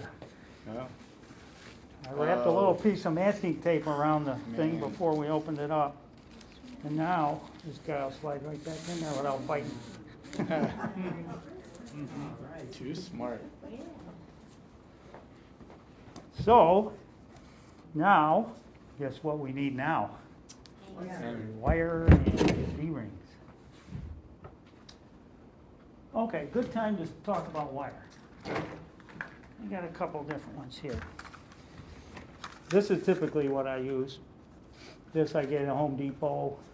It's 40 pound, which is way heavier than you need, obviously, but this is what they have in stock. Then this is a softer wire. This is almost like a lead kind of wire. It may have lead in it because this is so old, but I haven't used that in a long time. And then there's also plastic coated wire, which when you're twisting it, you don't get little cuts on the end of your thumbs. yeah. So I use that sometimes as well. Is that braided, the braided kind, or just straight? Oh, it's braided. It's Yeah, braided, yeah. right? You don't want wire. Okay. Solid wire. This is called mirror cord. This is like a 16-strand picture wire. And the coated wire is the same thing too. That's a braided. You can see the actual braiding through the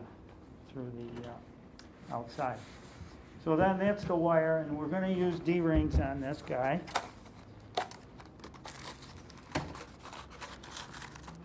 And he also, well, let's see. I bought some of these several years ago that had this little plastic piece that held the screw into it. No. Well, they were fine, but I found that I was ending up taking that plastic piece off of there and just putting it in without that. Because sometimes they'll hang over the edge of the frame, depending on how thick your frame material is. This dimension, this could need to come over off the edge, and I said, to heck with those, I won't use those. So these guys here, they're just a small flange there for putting your screw through. So now, we've got to decide where we're going to put those. Rule of thumb is 1/3 of the way down the frame from the top. You want to make sure you're going to do it from the top. So we've got 12 1/4 inches. So 1/3 of that is 4 and some odd little fraction. So I think 4 1/16 will do it. That'll keep us very close to 1/3 of the way down. So I'm making those marks on either side. And then with my awl, or if you got hardwood, you can use this little drill bit kind of thing. This is a hand drill, or you can put your drill bit in your driver and drill into the wood with that. But this wood is soft enough, I'm just going to use the awl and bring it away from the edge. Here we've got, the frame is about, well, probably 1 1/4 inches wide, so if I come over, 3/8 of an inch will definitely hide the whole end of the D-ring. And now we'll push that down in to get our hole for starting the screw. And you can see that this is going in pretty easy. So this is fairly soft wood. What was it that you used just now? This is called an awl. It's just a little point on a wooden handle. AWL. Like a leather maker's tool? Yeah, Or- yeah. Or you could use I use a a nail metal sometimes. scribe, Oh.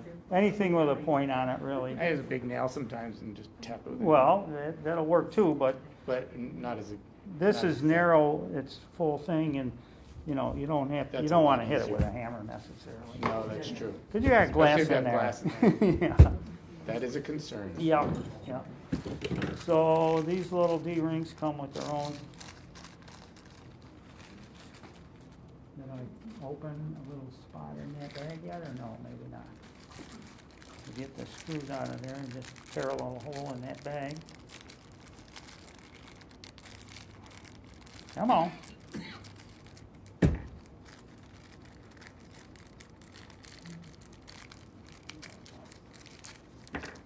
And these happen to be Phillips head screws.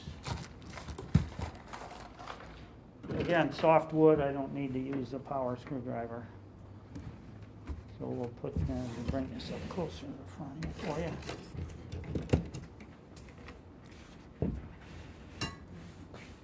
Yeah, okay. So we'll just set that in there. These will go one way only. You put the flat part on your piece, and then there's, you see the way that's got a little loop there for the going around the clip. We'll set those in there. And, Length of the screws that you will be using? well, these come with the D-rings. They're, I don't know, maybe a 1/2 inch thread on them, not even. You just want it shorter than the thickness of your Shorter frame. than the thickness of your frame, yeah. Yeah, this is about 7/16 thread length on there. And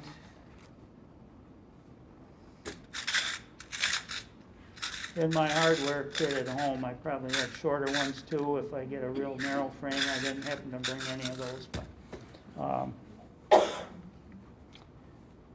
yeah, this frame's fairly thin here, so I might have wanted to use a shorter screw. But even see here, this This is, coming pretty close to the full width of the frame. If you can see if my fingers aren't in the way. Yep. Okay. I'm gonna pull the table back Okay. for yourself. Oh, man, that went away. All right, so we're safe with this screw length here, so we're just gonna thread that in with our Phillips head screwdriver. You wanna aim it so that it, it's going the same direction as the arc of the wire, even though the wire will move around on that D-ring, but I just like the way this looks. So you tip it up a little, you're saying? Yeah. Yep. Okay. And then I like to tighten them down so they aren't swiveling. That's good.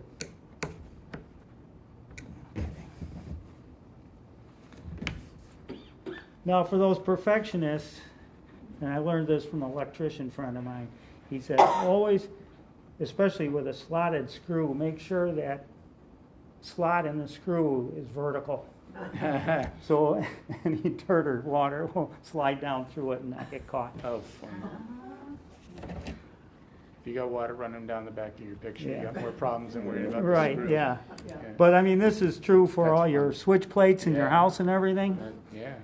That's You don't want them going every which way, so looks better. keeping vertical looks good.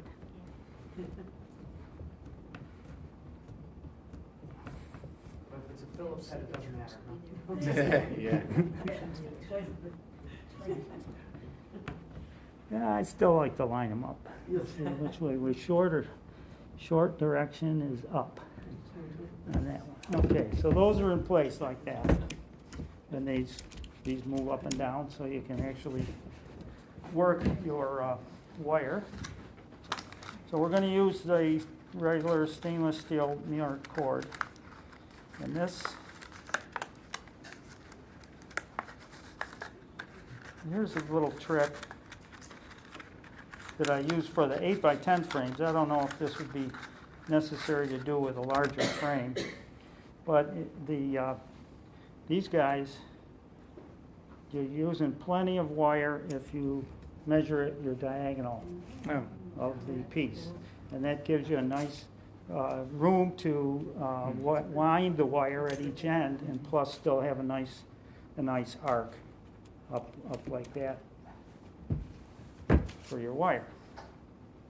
And you want to make sure you don't bring the wire arc above the top of the frame. That is true. So wherever I put my needle nose pliers. Oh, it's on the floor. Ah, thank you. And the eraser went too. Okay. All right, I think we're done with this.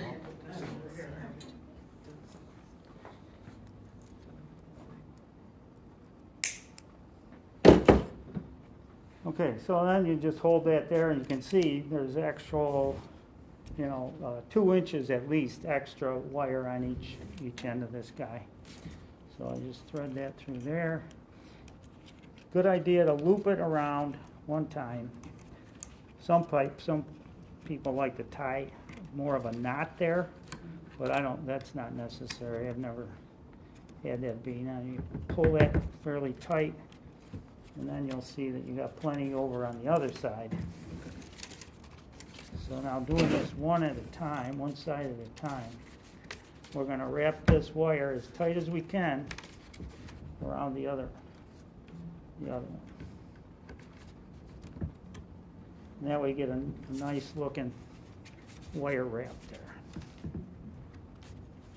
Now the coated wire is easier to use, but it takes up a lot more room because of that coating on it too. And then when you're finishing it off, there's usually a little piece of it that doesn't like to lie down flat. And I'll show you how we do that with this wire here. That's plenty. I've got like a 1/2 inch of wound on there, so I can cut off this extra here. And now we've got a little sharp end there, so I'll grab my needle nose pliers and grab that and just kind of wind it around like this, so that that's out of the way on the back side of the wire. And that way, when you're going to hang it up in your house, you're not gonna, start throwing the piece all over the house because you just cut yourself. All right, so now we've got room to make a determination here of where you want this to be down from the top of the piece. Basically, 2 inches is a handy dimension down from the top for where you're going to put your hook. It's going to hide most any hook, unless you got one of these monsters for a very large piece to hang. But so anyhow, we're gonna shoot for that dimension there. So we've done that. Now we're going to loop this around here again. Tighten that up. And continue with our little loop process.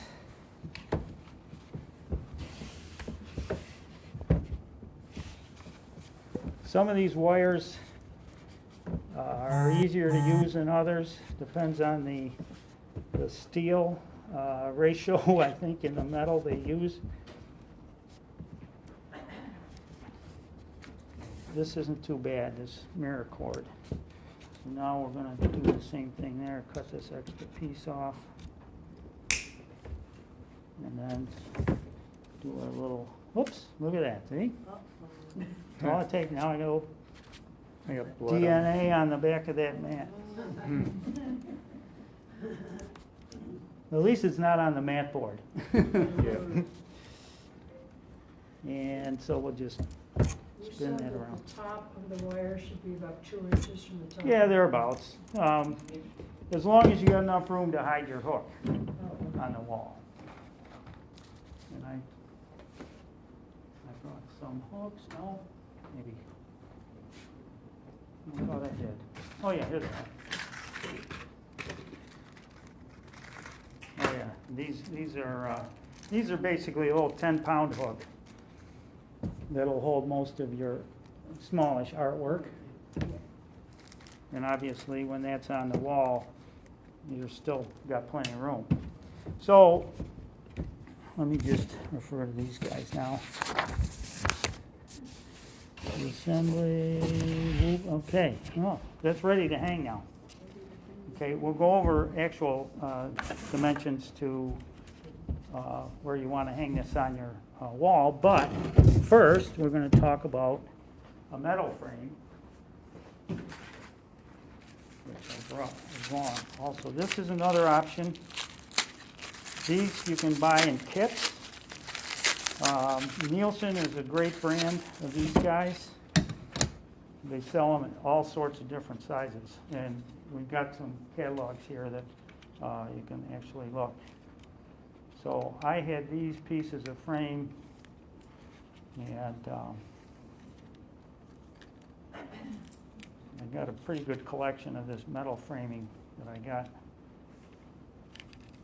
from a frame shop that reframed a whole collection of artwork by one of his customers. They were all framed in this nice brushed metal, which goes great with my photographs, by the way, because I'm a black and white photographer.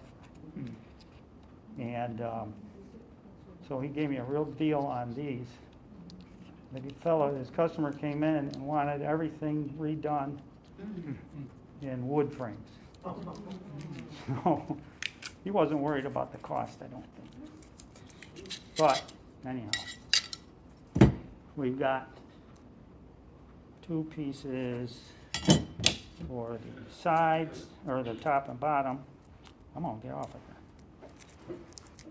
there. And 2 pieces for the sides.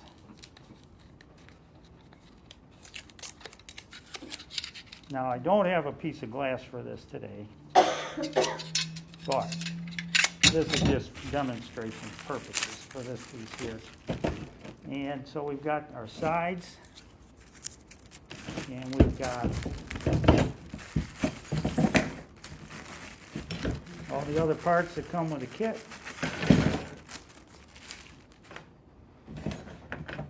This is the corner hardware. And we've got a little L-shaped piece that's plain and a piece that's got 2 screws going into it. So we get a pair of these at each corner.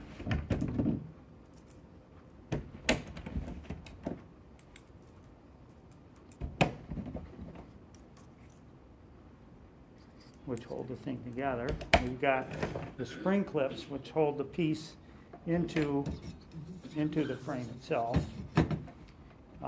And there's 2 styles of wire connectors. One is this little guy that you push in. These other ones that I like a little better have a little set screw in them, and they go into the gutter like this. You tighten that screw down, and they stay there forever. It's awesome. These other ones, I can't get that out of there. These guys here, I could never get the hang of these, but Nancy Jo she'd just flick it in there and it would work every time, but I always had trouble with that, so I like these guys better. So we're going to set this up. This piece, I'm going to put this photograph in.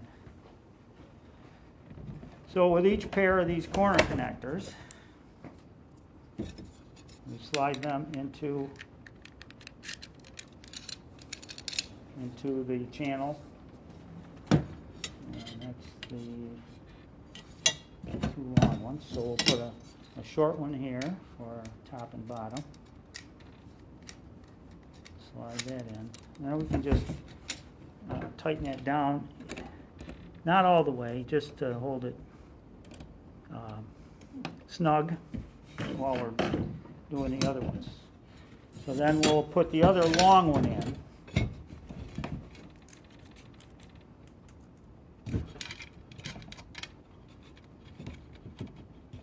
Might have to loosen that guy up a little bit. Yep. And again, we go here, making sure that you're in the channel with both of those pieces. And snug that guy up. Now here's the deal. If you put your other end on, you're never going to get this to go in there. And of course, normally we would have a piece of glass over the top of this as well. So I would turn this over and then slide this guy. It's like right in there like that. Not built like the wooden frame, you have to slide it in. Right, exactly. So then that's in there like that. Obviously, we don't have the glass. And I would typically cut a piece of foam core for the back of this. Well, maybe I will. Does that need to be snug, or is there something that's going to take up the tension if it doesn't? Yes, that's what these spring clips That's are what for. those springs are for. Yep, and I'll demonstrate that. So, I don't know if I got a big enough piece. Look at that. I nudged myself up there. Anyhow, well, be that as it may. Pretend we've got a piece of foam core in there. So now we're going to put the other end of the frame in.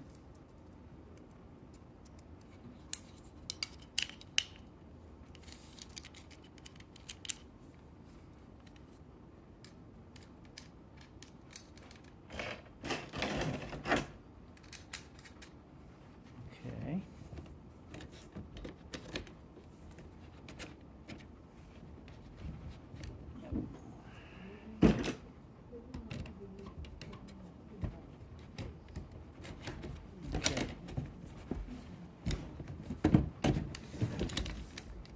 Snug that up, making sure our corners are all nice.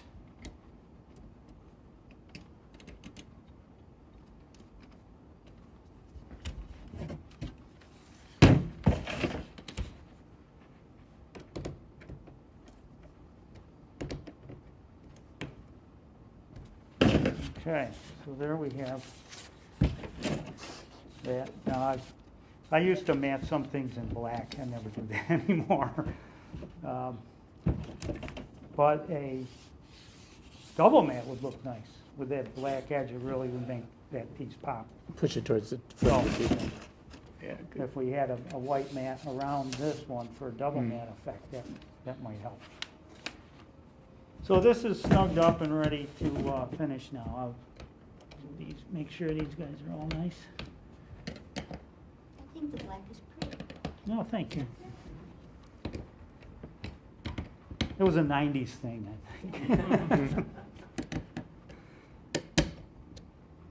Okay, that's all right. So now the spring clips will hold that in place. And these are not permanent. You can take them back out, but you just push that down and slide it underneath like that. Okay. At least two on something on each side with a piece like this side. Sometimes I'll put three like I did with the those other brackets. But this is temporary, so.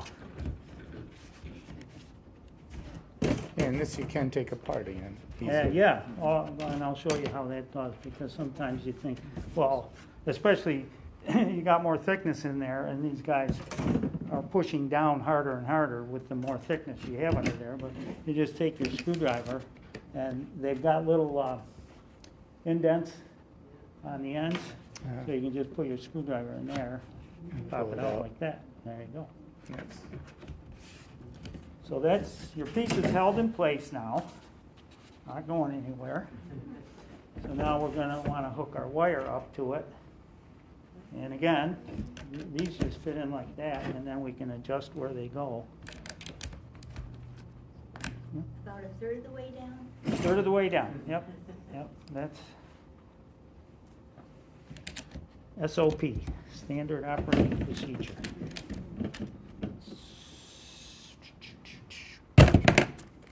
This frame is just over 16 inches. So a third of that is 5 and, let's go, 5.5 is close enough. So we'll want to center that screw at 5.5 inches.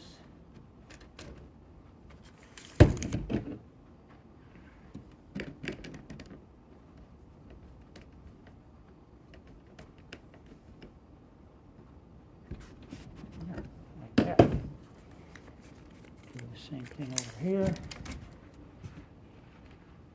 That's where that calibrated eyeball came in handy. It was right on.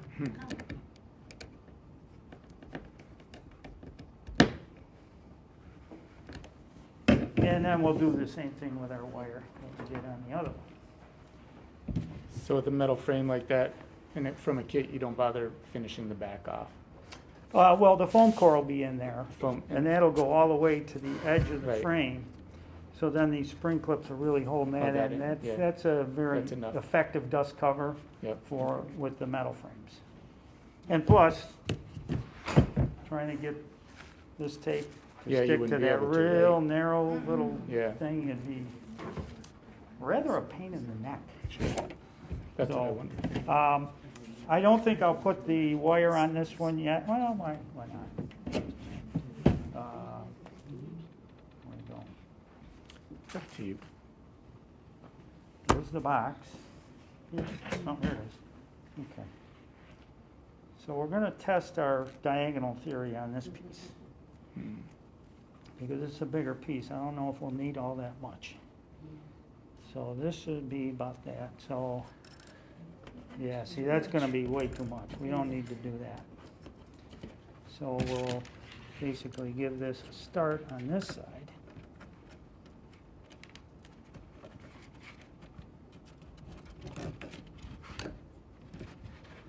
Take it off the little chamfered edge there, and then we'll just kind of eyeball this, leave enough to wind it. And we'll still do our thing. We've done that loop on there, so now we're just gonna basically do the same thing on that guy. And now when I do put a glass and a foam core on the back of this, I can, basically, I can take it apart with the wire on it. Unlike a wooden frame, to take it apart, you gotta take it apart. Yeah, we're gonna give this a little. And you really only have to take the bottom piece off. The bottom piece off, right. Okay. little more.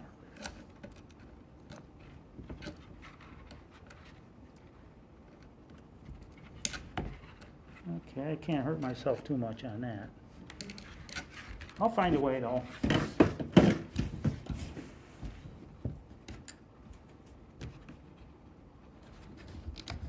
And again, that 2-inch dimension is not carved in stone, but what do we got here? Yeah, that's about 2 3/4, so that's okay too. As long as you've got some play here. The worst thing I can see is somebody puts their wire on tight like this. You can't get your hand behind it to put it on the wall. And here's another thing that I made a note on here. Don't use string or fishing line, please. The string is going to wear down, as you probably can figure, and monofilament fishing line is very slippery and it's tough to tie a knot with it, unless you're experienced fisherman, I suppose. Probably stretches too. And it can stretch, right? This stuff you're pretty safe with. Let's surround the block here. Back up through.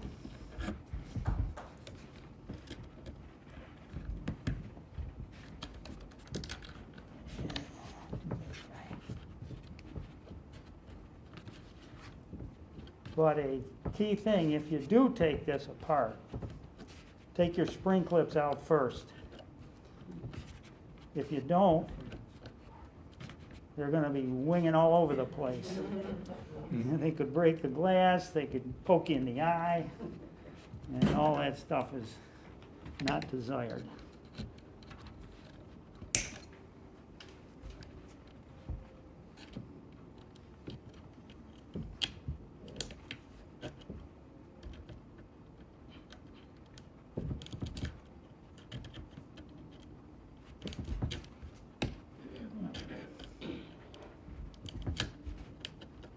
Yeah, that'll do it. So that guy's ready to hang on the wall, kind of.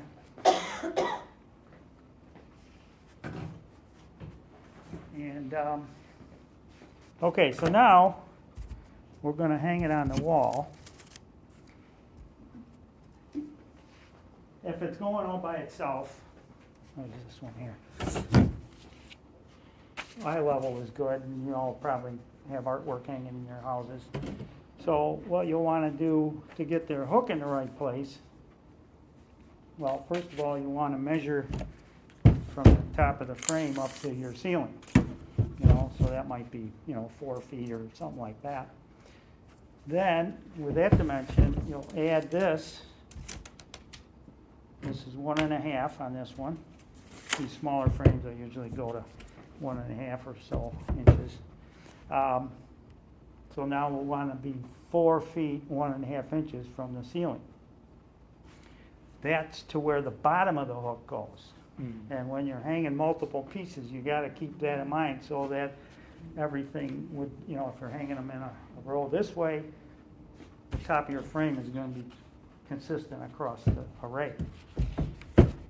So that'll be where the bottom of the hook goes. And I'll show you that with one of these hooks.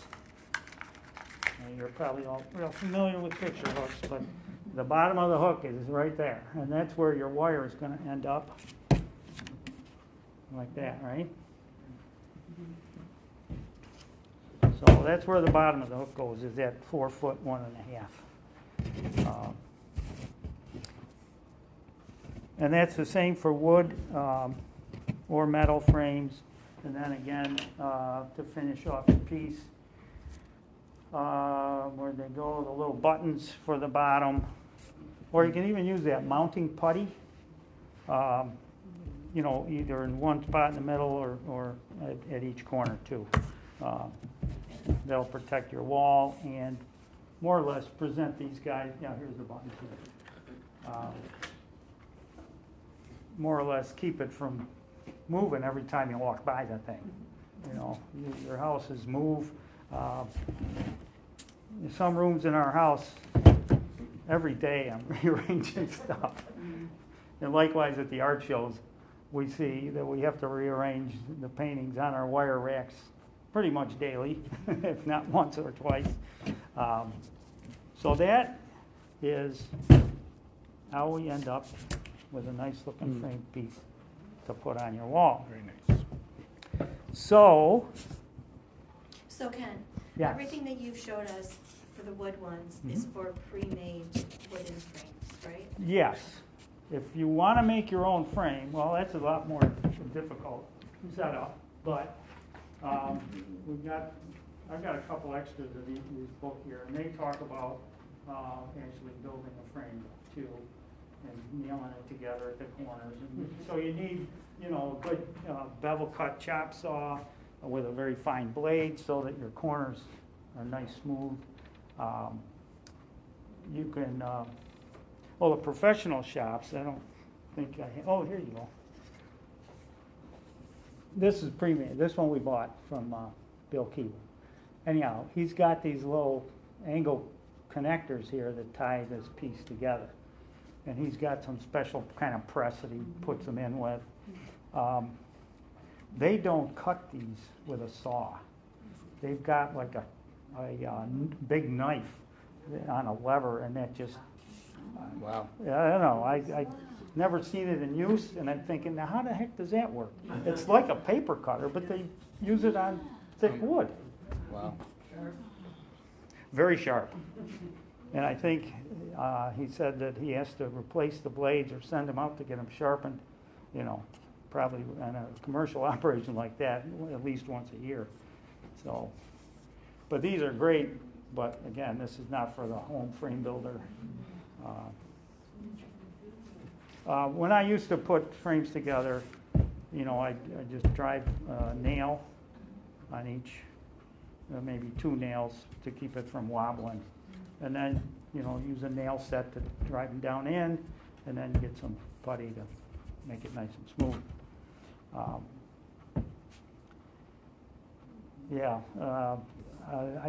Some of the frames that I made for Nancy's large canvases years ago were just like a strip of wood like this wide and a 1/4 inch thick, and I'd bevel the edges and just basically nail those to the edge of the canvas frame, the stretcher.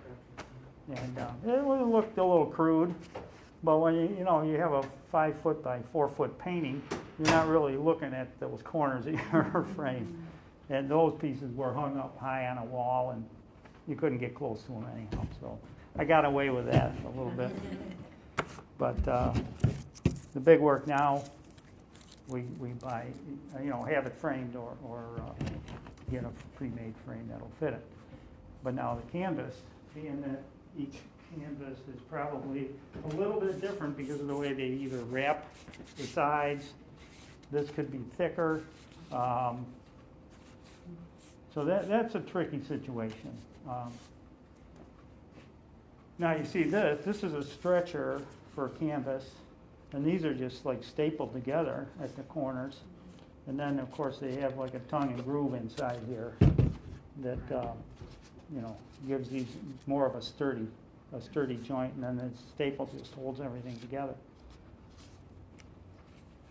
And you said you would use those metal things to hold the canvas inside a frame if you were going to put that inside? Oh yeah, those little angle brackets. Yeah, I can show you on this guy again here. Because the stretcher is thicker than the frame itself, and of course it depends on what frame you get too.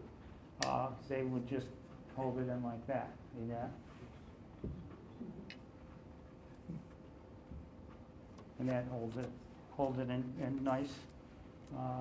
You can buy those at Walmart, a lot of those pieces too. I mean, Home These Depot things has here? it. Yeah, Oh, yeah, I bought sure. a lot. Yep. Little picture framing hardware. If you want to brave Walmart, they have a lot of cheap art supplies. Yeah, well, now, I mean, you can, and I'm But going to go over Michaels are where to buy hobby. materials here too, briefly, is,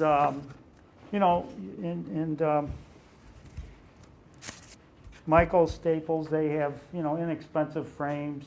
I think I bought my craft paper at Staples.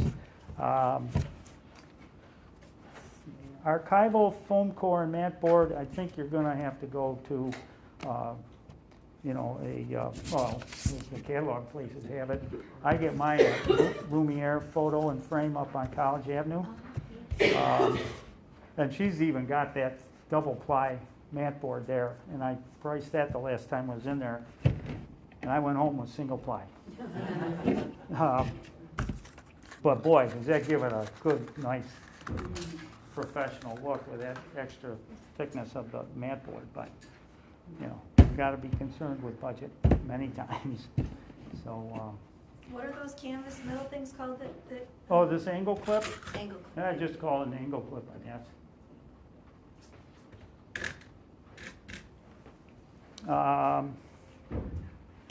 Rochester Art Supply, being that it's got pretty much everything you need, don't stock framing material. I went in there a couple years ago and I said, what do you got in mat board? She said, we're not a framing shop. Pardon me. But like I said, Lumiere has all that. The mail order houses you can get it.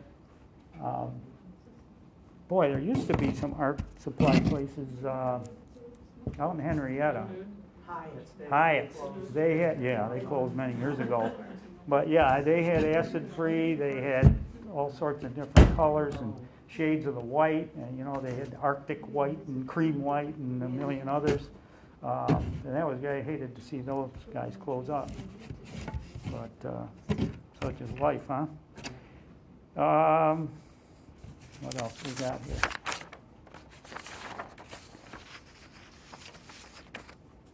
Oh, glass. Where to get your glass? I think we might have mentioned that earlier. Hardware stores have, basic window glass. But your suggestion of the auto glass place in Greece, that is a good bet. I'll have to check that out myself.